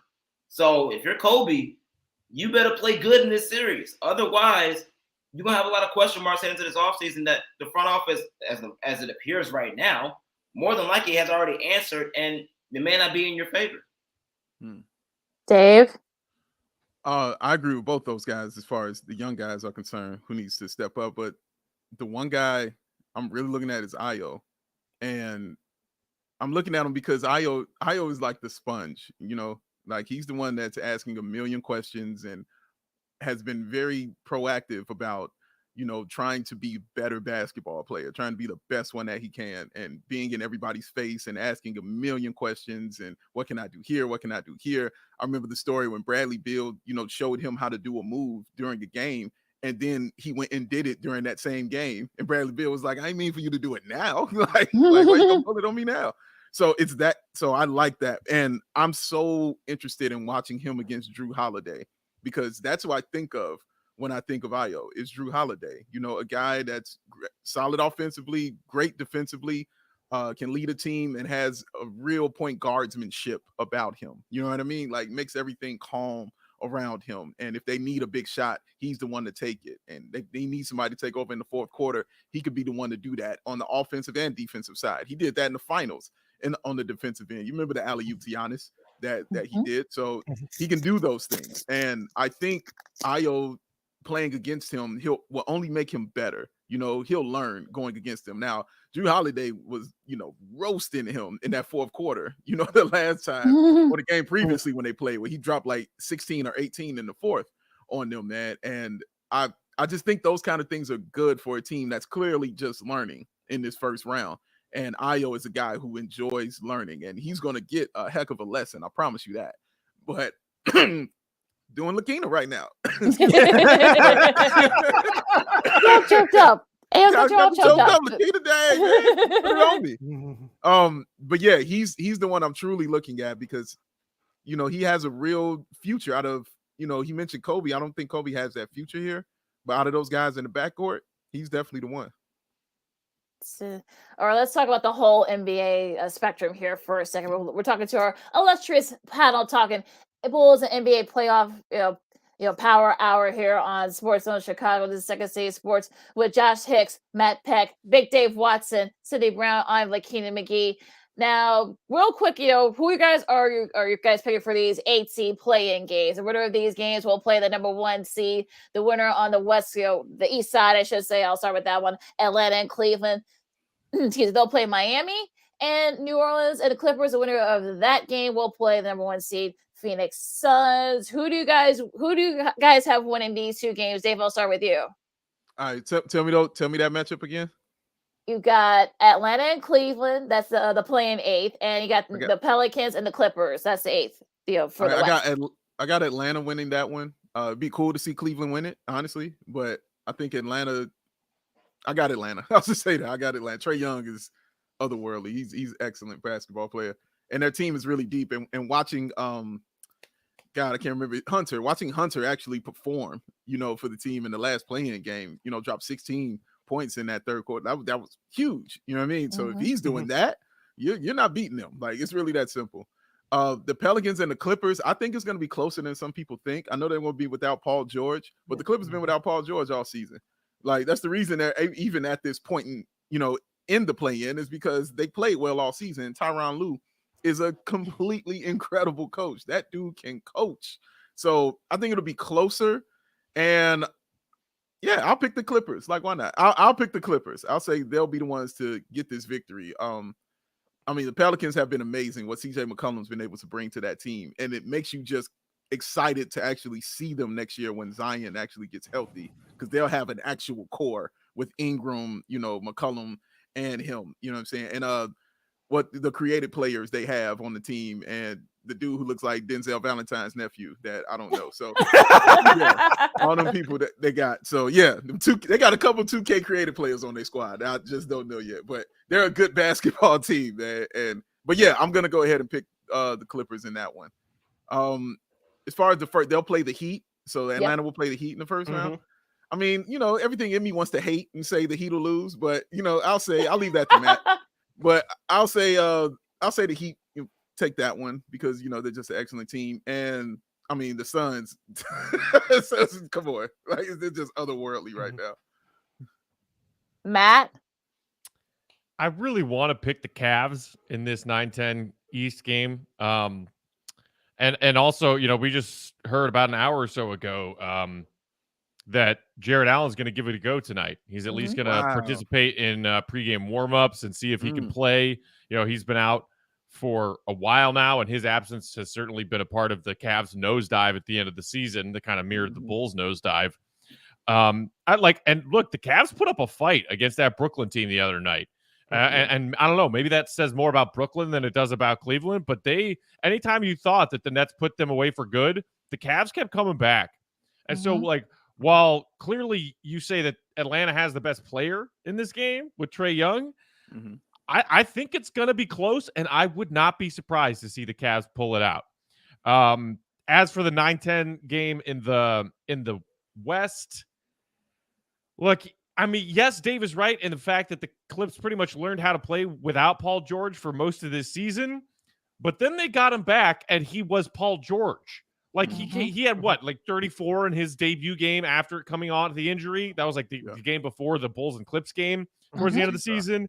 He had a monster game in their losing effort against Minnesota in the 7-8 matchup. I think they are going to miss him now that he has also been placed in protocols and will miss tonight's game. And that Pels team just has swagger right now. I don't get it. I don't like it. Jose Alvarado can go to hell for that bullshit he pulled. That's his name. That's Denzel's nephew right there. But Alvarado. man, that Pels team is playing some inspired basketball right now. And even before the final couple of minutes of that Clips Wolves game, when the Wolves kind of came back from a deficit and took control of that lead, everybody on that Clips team were hanging their heads. They were hanging their heads, and it was a 4-point game with a minute and a half left. Like, that Clippers team, to me, I think, was ready for this season to be over. And then they got the news that Paul George can't play tonight. Give me the Pels. Do you think either one of them can upset either of the 1 seeds? Like Dave said, I would love to say, oh yeah, give me the Cleveland or Atlanta against Miami. No. And the Suns. Is it possible to sweep a team in 2 games in a best-of-7 series? Okay, Josh. Yeah, you got to go with Atlanta. Not just because of I love what Cleveland has done. Definitely got to give props to the emergence of Darius Garland and that core, but also to the coaching of JB Bickerstaff, the way he put that program, that team together all season long is incredible. But Trae Young is Trae Young for a reason. He's one of the only people that's averaging 20, almost 30 points and 10 plus assists in the season. Yep. That's quietly going unnoticed right now. So for that to be going on, and the fact that for me, I think Atlanta's experience with what they went through last season, going through what they did against New York, the Knicks, and everything, that playoff exposure they got last season. It's going to help them for this and against an inexperienced Cleveland Cavaliers team. So, I'm gonna give the experience edge to Trae Young and the Atlanta Hawks for that. And I agree with Matt. I think the Pelicans gonna take this one. It's gonna be close. I think it's gonna be a close game. Without having Paul George playing, it's gonna be a huge advantage to the Pelicans. And on top of that, who's your go-to when you need a bucket down in the final 2 minutes of a game? CJ McCollum has proven time and time again he is that dude.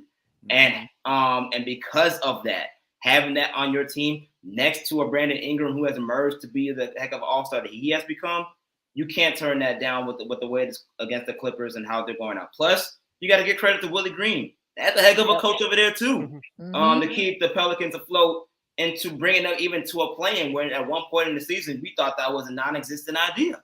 So you got to give that credit to him as well and how he's been able to work with CJ McCollum to help put the roster in the position to be where they are now. But I think it's gonna go down to the wire, and it's gonna be matter about who executes offensively. The best person to do that right now on that court without Paul George is CJ McCollum, and that's what the Pelicans have. So I'm going with the Pelicans on that. And just like Matt, you might as well just give the Broom extra sweep. I don't know if they need an extra. You want to pay them extra money to help clean, make that sweep a little quicker, but.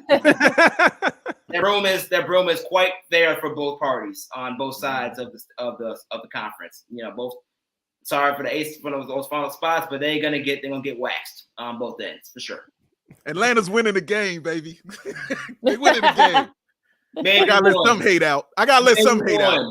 Maybe one. I gotta let a little hate out. I ain't about to tell those people. I gotta let a little hate out. But like our girl Lana doesn't watch this. I was thinking she was going to be on this, and I was not in the mood to hear her talk about how the Heat are going to go back to the finals. Which I don't. When are you in the mood? When are you in the mood to hear that? Never. Thank you. Sid. As far as tonight's games, I'm going with Cleveland in a slight upset over Atlanta, and then I'm going with the Clippers. As a couple of you guys mentioned that the Clippers have played without Paul George and Kawhi Leonard all year long, so it's not going to be anything new tonight. I think both games are going to be closer than what people anticipate, but I do have both home teams tonight. As far as the winners of tonight's games upsetting the top one seeds, no way. One of those teams may get a game, but that's about it. But both those number one seeds in Miami and Phoenix should move on. Before we move on to preview the rest of the playoff field, I want to get you guys' thoughts on this. The Los Angeles Lakers finished the season at 33-49. LeBron James talked to the media earlier this week saying that he didn't know anything about Frank Vogel's firing, which is garbage. Some people think that Rob Pelinka should get his link card and pink slip like yours truly, but I don't know if that's going to happen. It looks like Russell Westbrook is going to get the boot. I'll start with you, Matt. What do you think happens to the Lakers this offseason? Here we go. Oh, Lord. I mean, what do I think happens? Yeah. Who knows? Not my chair, not my problem. I predicted that this Lakers season would be a disaster piece when they put that roster together. And oh my gosh, the amount of people who had just saved that LeBron tweet about, at the beginning of the season, like, oh, y'all go ahead and talk your shit. My team's this, my team's to that, too old, bad fit. But keep that same energy once the season gets going.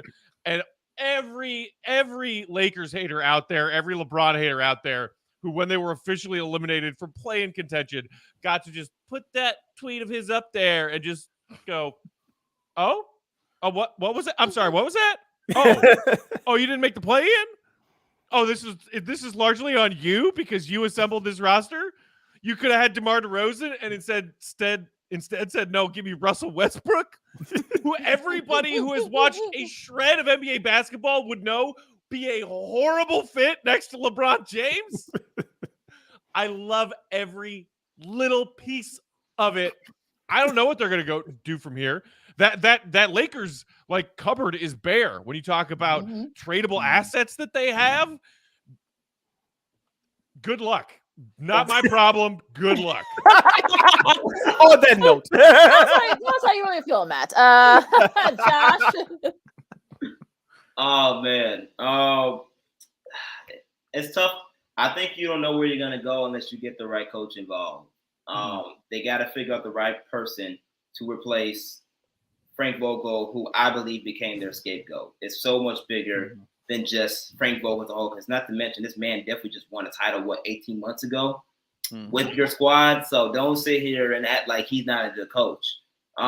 He's solidified that, and he's solidified that it works with them. Your biggest problems with that, from a Lakers perspective, your biggest problems were two things: injuries. You have Anthony Davis that couldn't stay healthy. You wanted to base your offense around him, and that failed. So LeBron went to go hero ball, and Russell Westbrook just had a down year. And because Westbrook had that down year, what do you do? You're not gonna be able to do much with anything with that. So I think once you solidify the coach, who for me personally, I think it should be Phil Handy, who's already on the roster for the Lakers. I think he should be the one to take over those reins. But neither here nor there. Once you solidify that, then you figure out what your roster is going to be. But I don't see Lakers doing much of anything, to be honest with you, because of the fact that they still got. I don't think anyone's going to want to trade for that Westbrook contract. He's about to get almost $50 million next year. Ain't nobody going to trade. No one's going to trade for that. You already had a down year. Yeah, but it's going to be an expiring. It's the last year of that contract next season.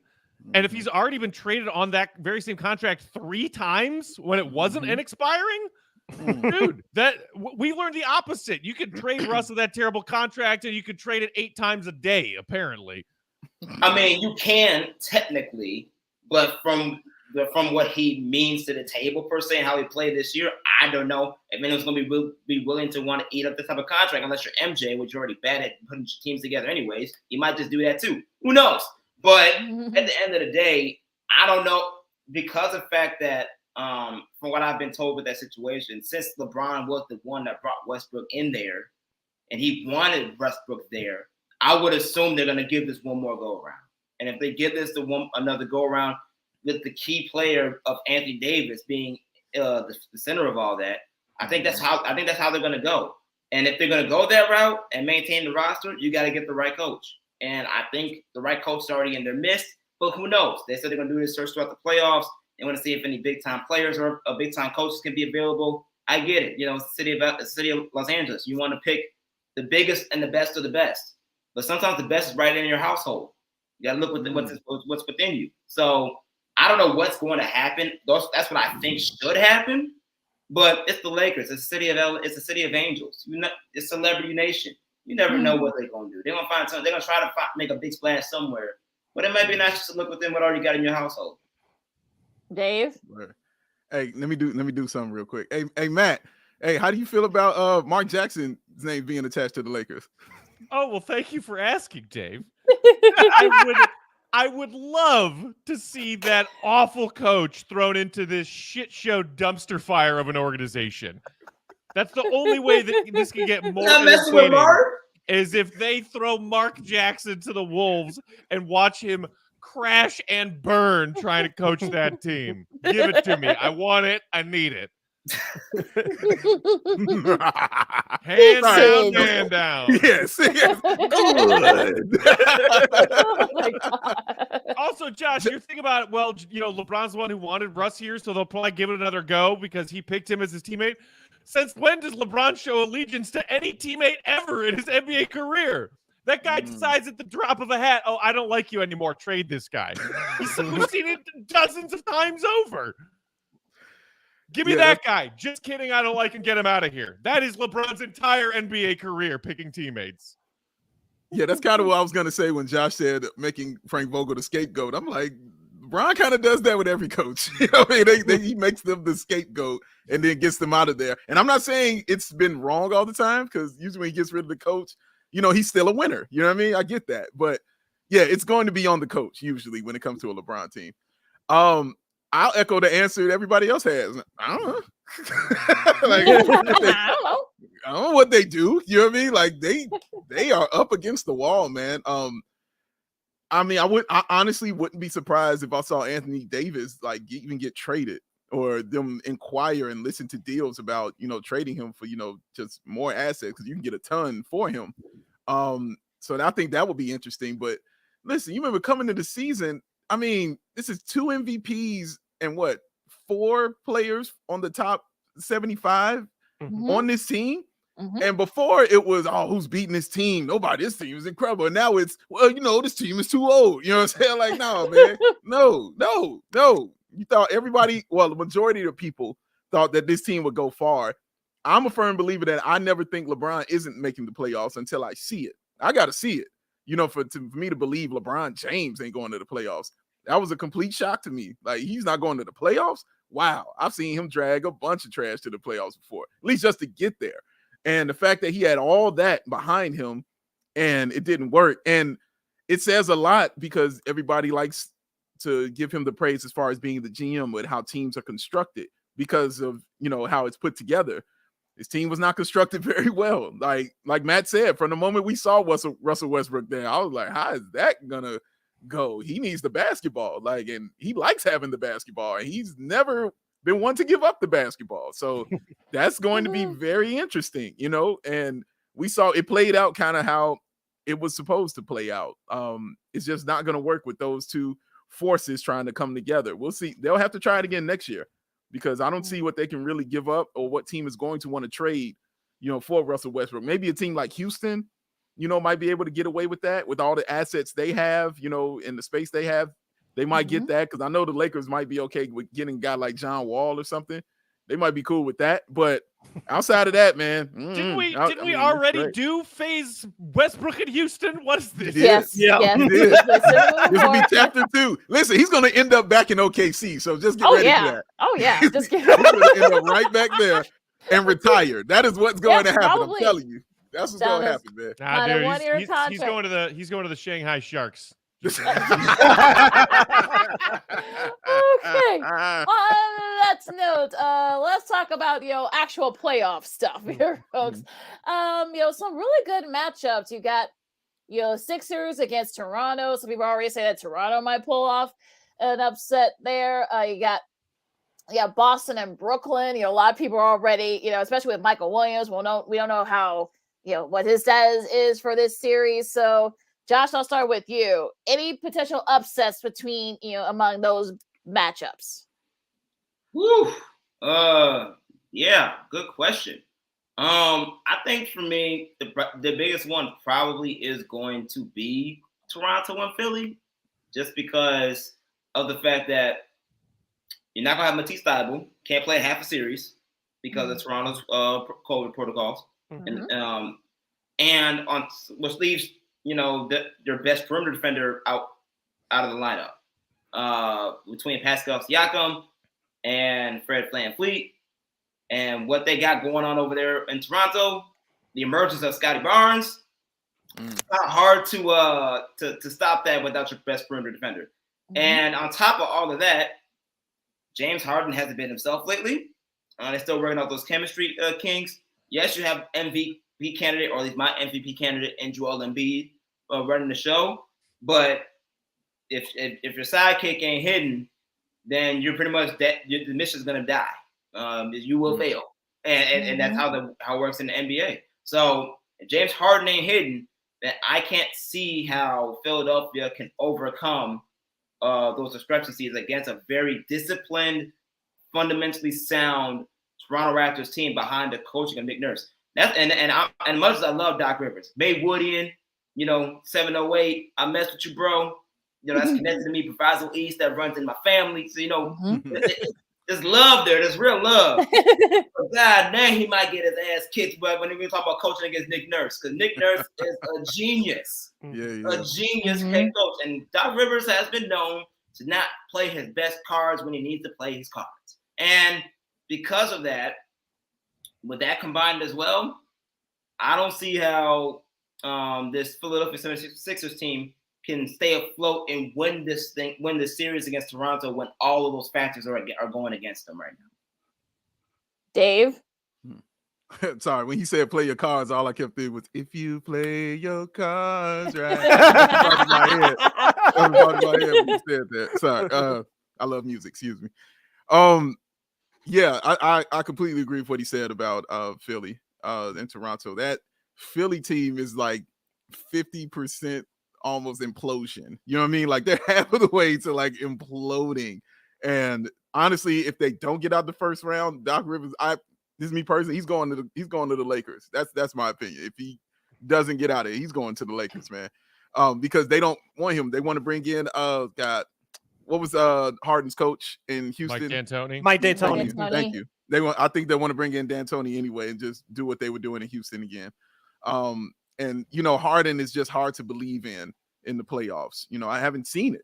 I want to, but I just simply have not seen it. I've seen too many examples of him just coming up short. Even the last playoffs, and granted, he was hurt.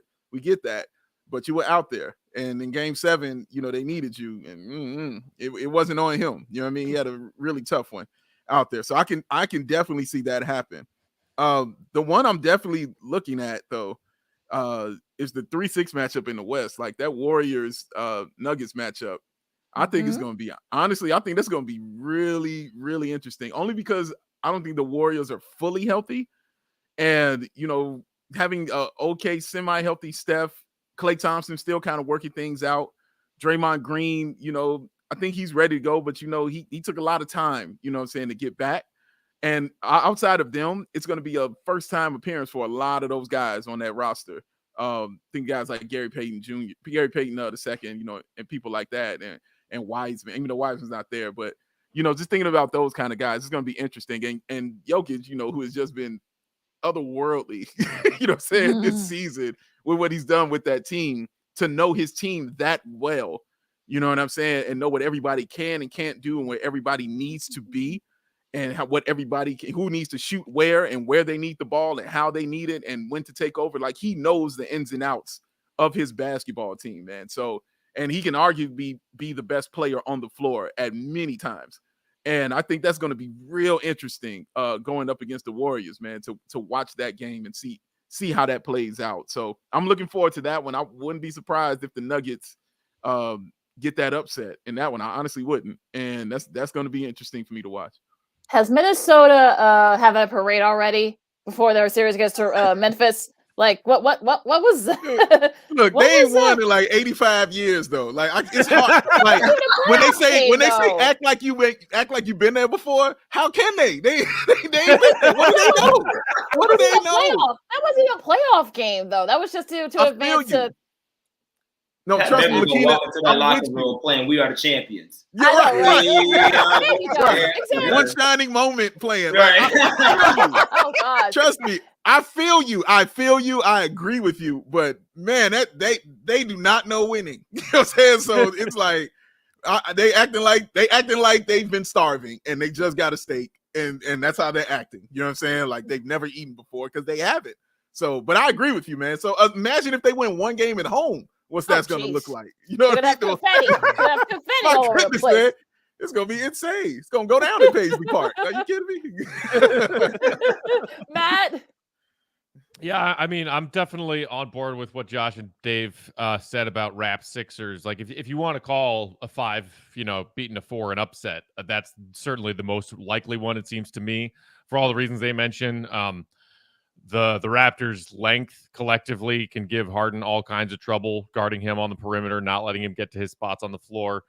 And then, on a very short list of people in this league who could potentially slow down Joel Embiid, Pascal Siakam is definitely on that list. Mm-hmm.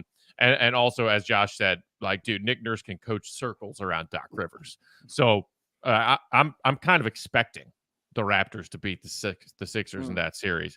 Because hashtag Harden choke artist. That's not a hashtag.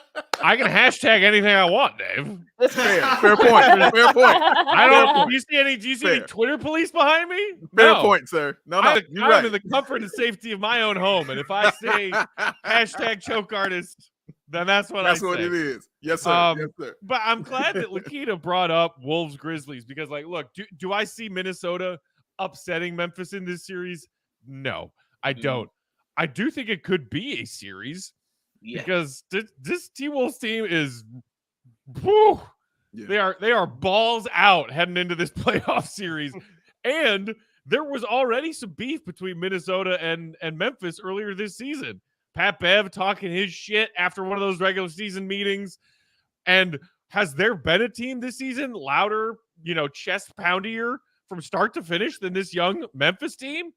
Word. Like I'm not picking an upset. I'm picking it as I will be tuned into every one of those games because who knows what we're gonna see. But I guarantee you, in at least one moment in one of these games, shit's gonna get wild. Yes, agree. Completely agree. Completely agree. I can't wait for that. Yeah, I'm gonna piggyback off your point, Matt. The Patrick Beverley John Morant matchup, I'm really looking forward to that because even though this will be technically John Morant's second playoff run because they went last year and lost to the Utah Jazz in 5. Patrick Beverley, we all know that he can get in anybody's chest, and John Morant is going to have to step up to the challenge. But I like the way Memphis is playing 1 through 12. Their head coach, he's going to win Coach of the Year. But watch out for Desmond Bain. I think he's really going to have a surprising series. I really do. I want this series to go 7, but I think Memphis is going to lose in 6. So I have Memphis is going to win in 6 rather. But Minnesota is going to win a game at home. Don't be surprised if they still won these first 2 games. I won't be surprised if that happens either. So I have Memphis in 6. And then on the Eastern Conference side, I'm really looking forward to that Boston-Brooklyn series. I know Boston's been playing well right before the All-Star break and picked it up thereafter. Jason Tatum is a top 10 player of this league. You still have Jaylen Brown. You still have Marcus Smart, RIP Tom Heinsohn. But on the flip side for Brooklyn, most of their guys, i.e. Durant and Kyrie, are fresh. And there's no excuse for them to put up a fight against this Boston team in this series. I think Boston, they're good, but they're overrated. It's not like they can't be beat. I got Brooklyn in 7. Ooh, okay. Hot one right there, Sid. Come on. I'm rolling with Boston, man. I'm rolling with Boston. They chose Brooklyn.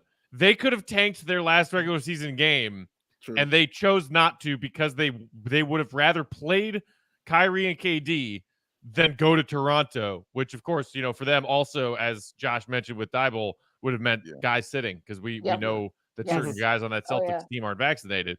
But the Celtics looked like the best team in the NBA for the last month and a half of the season.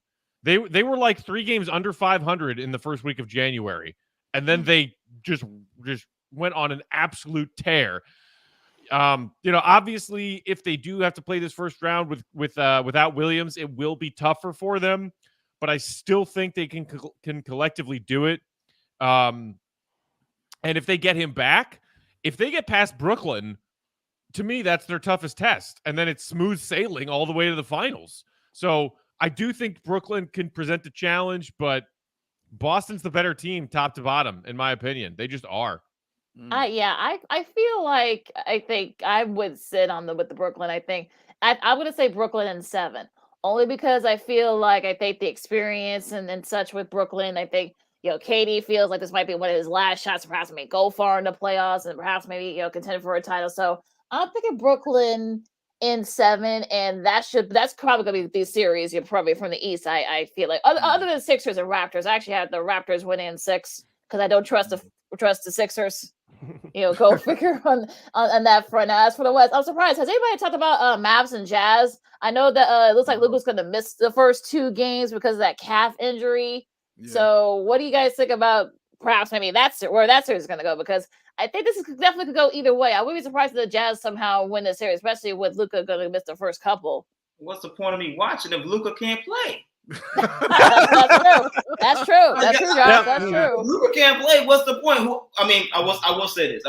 Obviously, Luka is the star of the Dallas Mavericks. So obviously, he's the star attraction we want to see. I want to see a Luka Doncic versus Donovan Mitchell matchup. That's just me. I want to see those 2 All-Stars go at it. But must admit, Spencer Dinwiddie has stepped up in a major way for this team since he's been acquired, and he has been the go-to person.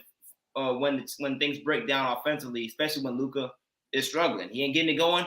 Spencer Dinwiddie's been the guy down the stretch to go to, and he has delivered. So now you're in a position where Dinwiddie's role is now going to be expanded because of the absence of Luka Doncic. So I'm interested to see how he's going to step up for this Dallas Mavericks team as they prepare for the Utah Jazz. But Utah Jazz are Utah Jazz. It's just another version of a younger Spurs team. You're just going to move the ball around. You got your best scorers in the best positions, and they select and choose where the best shots for them. And Donovan Mitchell is going to be Donovan Mitchell, but you also got guys like Mike Conley that's going to step up, who has been shooting great as of late in the three-point shot. So it's not as exciting of a series, let's put it that way, that people are going to want to tune into. But it's still a good basically fundamentally sound matchup, considering that you have those components and other factors that now have to be shined upon even more, because the probably the biggest star of the game of that series is going to be out for at least game one. And it looks like, I think either Sean or somebody just reported while we were on the show that Luka's going to miss game two most likely. So with them missing both games, Spencer Dinwiddie got to step up, and I want to see how he steps up in that leadership role. Because I'm pretty sure he would probably do a better job than Kristaps Porzingis, which is why they got rid of him. So that goes. We'll see how that goes. I'll be looking forward to that, considering that now Luka is going to be missing half of the series. Yeah. Matt? I mean, I had Dallas winning that series comfortably when we all thought Luka was fine, before Luka hurt himself in the last regular season game, which ended up not mattering for Dallas. Right.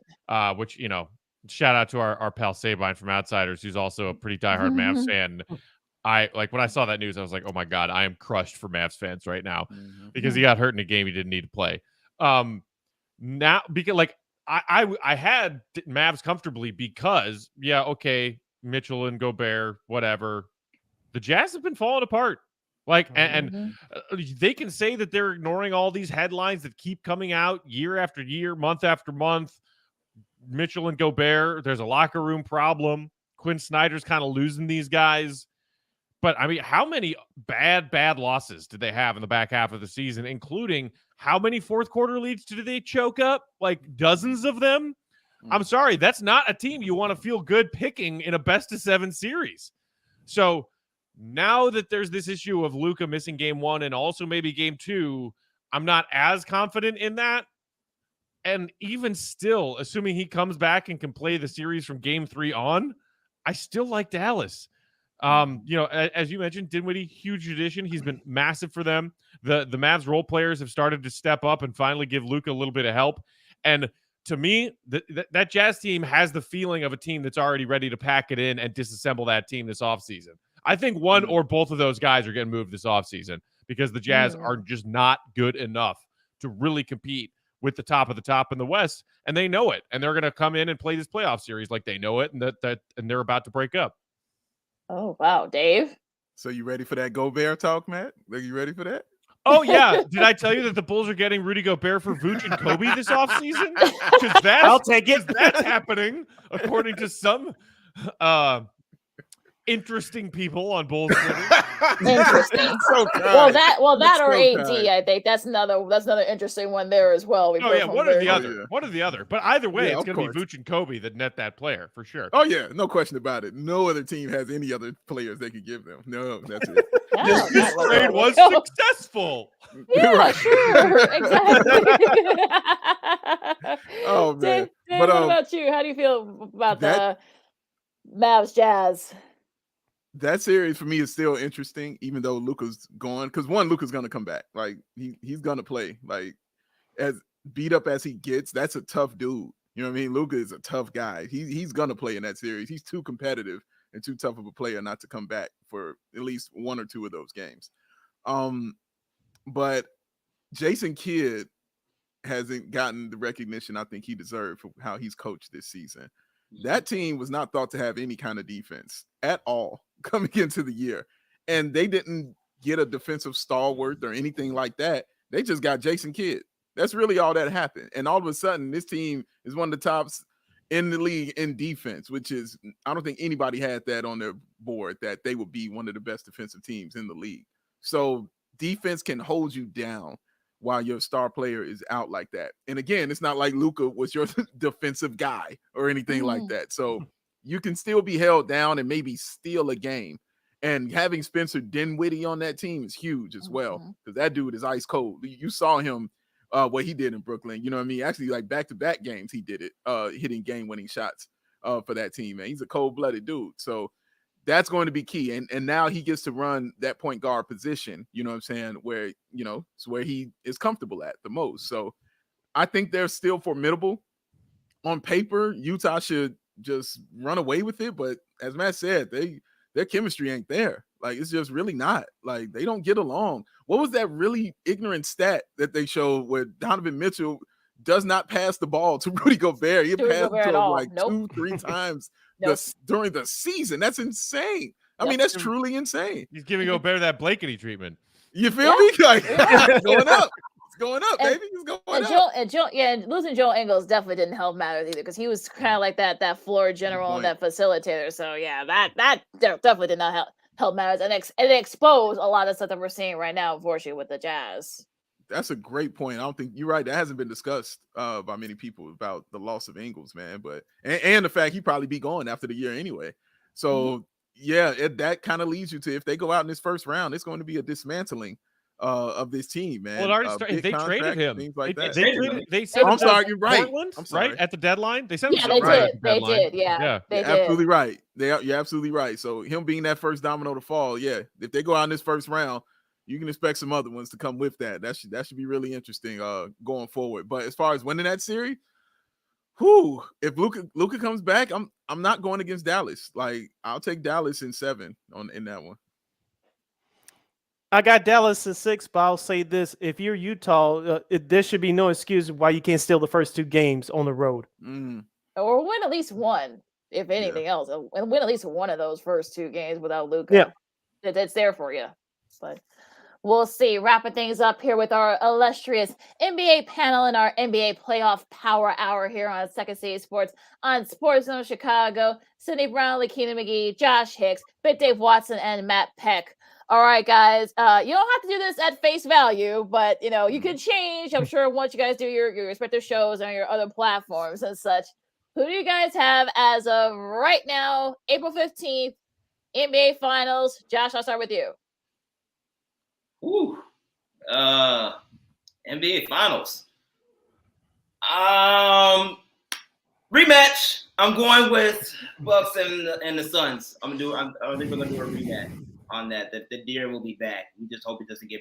I just hope it gets burned this time. I want the Suns to win it. Matt. Give me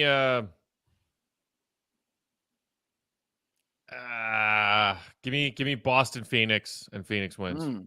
Okay. Dave? I so badly want to say Memphis because Matt knows I love John Morant so much. Yeah. But I'm gonna agree with Josh. I think it's gonna be a rematch between Milwaukee and Phoenix, and I'm gonna take the Bucks again. Phoenix, man, like, they have to win this year. They just got to. Like, Chris Paul has to win this year, dog, or I don't know after that anymore. You know what I mean? But I don't think they've gotten an answer for Giannis. Like, who's got an answer for that? Like, he can still drop 50 on you and get 16 rebounds. That's still a thing. That's still a thing, man. So I don't know. I hope it goes 7. I hope it's close and everything like that. The basketball numbers and all that say it should be Phoenix. But the title that's sitting in Milwaukee says it's Milwaukee. So yeah, I'm gonna go with Milwaukee, man. But yeah, it should be fun though. I'll tell you that. Joy Taylor from Fox Sports 1 and Fox Sports Radio stole my pick. She had it on the air first, but I had this pick originally a couple of days ago. I have Phoenix coming out of the West, and I have the Miami Heat coming out of the East. Phoenix takes the title in 7. They're motivated for what happened last year. Well, both of you stole my thunder with that one. I also have both number 1 seeds. I have the Suns and the Heat, and I'm also going to pick the Suns, but I'm going to do it in 6, though. I think the Suns are determined. I think, CP3 is going to be in that mindset where if not now, when, mentality. So I'm picking the Suns to win it all, and I got, the Suns and Heat in the NBA Finals. Yeah. And we'll get a Warriors Suns Western Conference Finals, and that series will go 7. That would be fun. CP3, okay, revenge series for CP3. If the Bucks don't go to the finals, then I got Phoenix winning it all, but against anybody. Like, if they don't go, if it ain't the Bucks, I got Phoenix winning everything. And low key, if Steph, Clay, and Dre are all fine, Don't count out the Warriors, even against Oh Phoenix. no, never, not at all, not at all. But again, the consistency has to be there, and they haven't been consistently playing together too. And Draymond's been in and out, so that's the only reason why I have the Warriors go into the semifinals, the Western Conference semifinals, but I don't think they go any further, especially without the consistency. But that's just the plant diet shall reign. Get him, Matt. Get him, Matt. Get him, Matt. Get him, Matt. Get him, Hey, Matt. man. Some people are beyond help. All right. You want to spend your days, waste your days living a plant-based diet. That's entirely your choice, but you're missing out. The pescatilla diet, that's probably get a little bit of everything too. So go with that particular diet. Pescatarian, baby. Yeah, I actually have Heat and Bucks and have the Heat win in 7 in the Eastern Conference Finals. So Yeah, I don't think the Heat have any. Again, it just comes down to Giannis for me. Like, I don't think the Heat have anything for him. And plus, I'm just not picking the Heat. Like, you should just know that. Like, I'm just not going to do that. Can't do it. Yeah, but basketball terms, it's just that when you get there and you win, it's the difference between getting there and winning and getting there and not. You know what I'm saying? Getting the title. Sometimes it can make you more hungrier when you lose. You know what I mean? Like Phoenix. You know what I mean? Like, it just make them way more hungrier. But Miami is different because they weren't that young of a team, when they went. So it's more miles that's been put on them, in which why they came out, and was out of there in that first round, that last time, I think. But the Bucks going and winning, it just made them super hungry and smart. It made them much smarter with how they approached the game. You watch how they approached the season. They didn't ramp up everything until the end. And everybody got healthy right at the end of the season, man. I'm telling you, that was a plan. They got smarter and they got better, and they're going to be scary. And I'm praying for my Bulls. Like, it'll be scary. just win one, I think. As long as you win, as long as the Bulls win Josh. one, that'll just win one, I guess. Just one. That's it. I just need Just one. And we're going to act like Minnesota up in here. Like, We'll do the Minnesota celebration. Yeah, we'll do have the Minnesota celebration. Dave, you said it yourself. That's because that's a fan base that's never been there and never won jack. Bulls fans have 6 titles. Yeah. A younger part of the fan base doesn't even remember that or didn't even live through that. But anybody who grew up on those titles, who celebrates one win in a first round series, I ain't cool with that. No. I'm gonna be happy they won one. I'm not gonna go full Minnesota on you, but I'm gonna be happy. No, we're not. No jerseys off. No, like that. We'll just you never want to go full Minnesota. Says the guy who's always defending Pat Bev. Oh, he's from Chicago. I have to rock with him. I don't go against the hometown, Matt. That is. You know how many dumb people are from Chicago? Plenty of them. Hey man, he's in the playoffs every year. Why am I going against him? Like, he's there every year. If he was here on the team, you would love him, and you know it. He'd be one of your favorite players immediately. All that grinding he does and getting on people's nerves, that's the people you love. No. He's more Lance Stevenson than Joakim. All right. There's a very fine line there. And Pat Bev is more Lance Stevenson than Joakim, and it's not close. No, you're gonna like the aggression. You're gonna like him diving on the floor. You're gonna like him getting on people's nerves. You're gonna like it. You'll like it. He's gonna push it too far, doing his crazy shit nonsense against Memphis. It's gonna cost him a game or 2. Or 3. Yeah, and he's going against the Goon Squad. Like, they got a bunch of Patrick Beverleys in Memphis, man. Like, starting with Ja Morant, my God. Like, so yeah, he can't run that on them, man. Them boys are looking forward to that. When the refs have to eject somebody, who are they ejecting? Ja or Pat Bev? Because guess what? See you later, Pat. Bye, Pat. Like that last regular season game where he got, of course, he would get ejected. Okay, of course.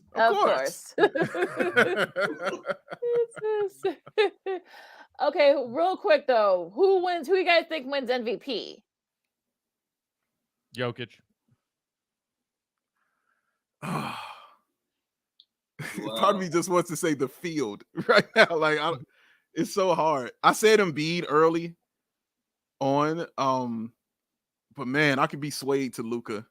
I really could, because he's been absolutely incredible. So I'll say one of them. I'll say either Embiid or Luka. I'll take one of them. Josh? Probably Embiid or Jokic. Also Embiid too, but I think the person who should have gotten more votes, and we'll see the results down the road, is Devin Booker from Phoenix. He stepped it up, especially after Chris Paul's injury.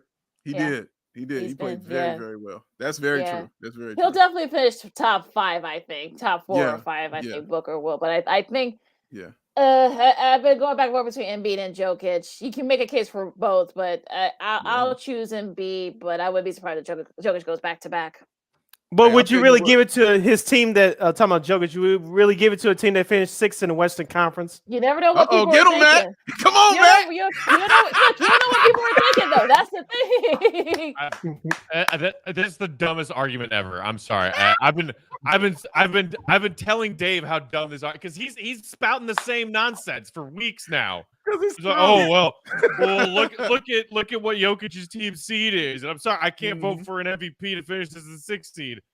It's Whereas, not an MVP. It's a back-to-back MVP. That's the difference. I can take an MVP. What does last year have to do with it? Everything. Nobody You can't win it twice and be worse. Last season when they're Bro, voting you can't win it awards and this be worse. season. I'm sorry. You can't win it twice and be worse. Sorry. Last season has nothing to do with it. Who's the best? That's everything to do with player it. this season? It has everything. The numbers all say Jokic, and you're No, like, oh well, it's nice. 6th seed. Okay, guess what? Back-to-back Embiid is the 4th MVPs. seed. Embiid Dude, is the 4th. What seeds? Do you don't know matter. in the history? No, it matters. Look at the history of back-to-back MVPs and tell me that don't matter. That matters. I'm sorry. If you start your sentence with back-to-backs, this or that, it's going in this year and out the other because that makes no sense. I could have to me. started it with anything and it was going in one ear and out the other. That's not true. Get out of here. Back-to-back it has nothing to do with how people should It vote has- on this look. season's MVP. It does. Oh my God, it absolutely does. not. It absolutely I does think not. Drake would oppose you because he's the king of back-to-back. So I think he might be, he might have a little say on that back-to-back thing. You might say you're going with Twitter fingers right now, bro. I'm sorry. Correct me if I'm wrong. Does the MVP trophy say 2020, 2021, 2021, 2022 MVP, or does it say No. 21, 22 MVP? Just break What down the hell are we history of talking about here? Break down the history of back-to-back MVPs, dog. You cannot have that kind of season. If he had his first one and did it like I wouldn't even trip. If it was his first one, I wouldn't say anything. When you're back-to-back MVP, you have to at least win 50 games. At least win 50 games, dog. In the history of the NBA, no back-to-back MVP has never not won 50 games in one of those seasons. That's such ever. a nonsense demarcation. Ever. So because they had 48 and because Embiid had Yes. 51 in a weaker conference, Yes. to Embiid, that's The nonsense. wins matter. Three The wins games. matter. Three I don't care if it was wins one. is all the The difference to wins you? matter. That's 16 nonsense. matters, sir. It matters. You ain't got to like it, but it matters. It doesn't. It doesn't. Russ would have had three MVPs if we want to go by that route, by Matt. Just saying. Russ would have had at least 3 MVPs because he was topping triple-double years. Dude, and that's the reason he didn't get it the second year. They're like, well, dude, you wasn't winning. Like, they can't give it to you that's again. why. You're not winning. That's true. Yep. You got to There's give him 50 wins. There's a difference between not winning and, being the 6th seed in an insanely competitive Western Conference. They weren't a losing team. They had a winning record. You have and to he give him has 50. by far and away the highest metrics of individual influence on winning of any player in the NBA. Again, my God. You have to give him winning, dog. But 5th Sorry. seed or 6th seed or 6th seed or 5th seed. This is It nonsense. matters. This is Sorry, it nonsense. matters. No Can I home go enjoy court my Friday in now? a back-to-back. this is No, nonsense. you can't leave on that. Oh my gosh. And welcome to me and Matt's world. We love Hey, it this though. was supposed to be our off day. I know, right? I know, right? I know, right? Thanks, Lakeena. Hey, I apologize. Well, look, I'm glad we're still liking this liveliness here. Sid, you got anything to say before we disperse?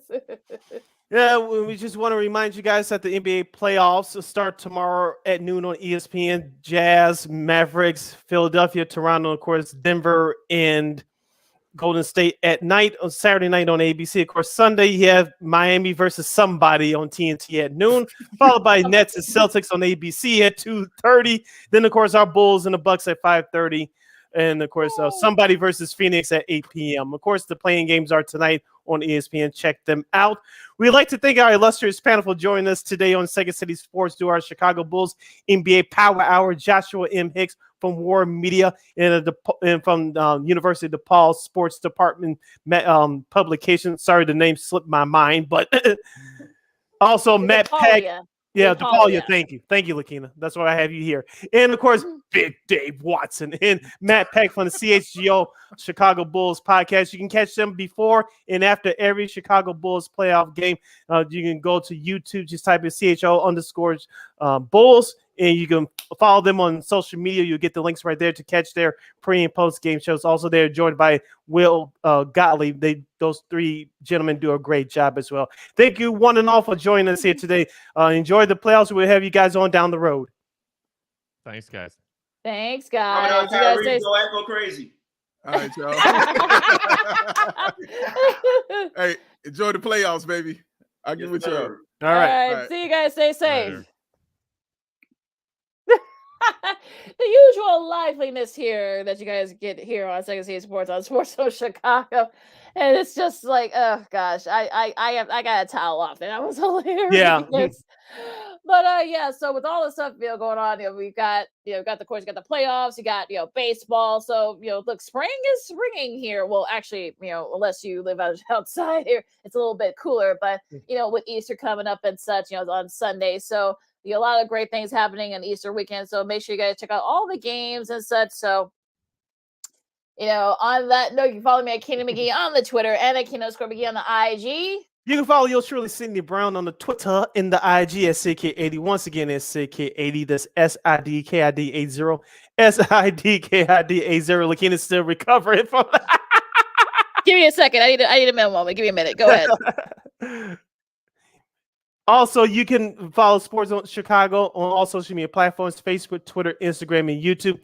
Make sure you download that Sports Zone Chicago app. If you happen to miss this show or you just want to rewatch it and listen to it again, make sure you download that Sports Zone Chicago app. Just tap in Second City Sports. The latest episode is today, April 14th, and you get to relive this all over again. If you want to catch the audio version of this podcast, Second City Sports, you do so by subscribing to War or Anchor. We're available on all podcast platforms, including the iHeartRadio app. And you can follow War Media on all social media platforms at WARR Media on Facebook, Twitter, Instagram, and YouTube. Thank you very much for your support. Like, share, subscribe, and tell your friends. Yep, and make sure you tune into all the sporting events that's going on this weekend with baseball, NBA playoffs, Lakeena, and of course we have USFL for those of you that are interested. So it's going to be an exciting viewing weekend of sports entertainment. Yeah, so, and look, I'm sure the weather's going to be a little bit iffy here in some parts of the country for Easter. So, look, you got some games to check out if, your Easter plans fall through for whatever reason. Okay, so if you're not going to get vaccinated, wear your mask, wash your hands, and be good to each other. This has been Second City Sports on Sports Zone Chicago, and we'll see you Monday. Enjoy the games, everybody. Go Sox, and I guess go Bulls. At least win one game. Please. Just one. That's all we ask. Till Monday. Holla!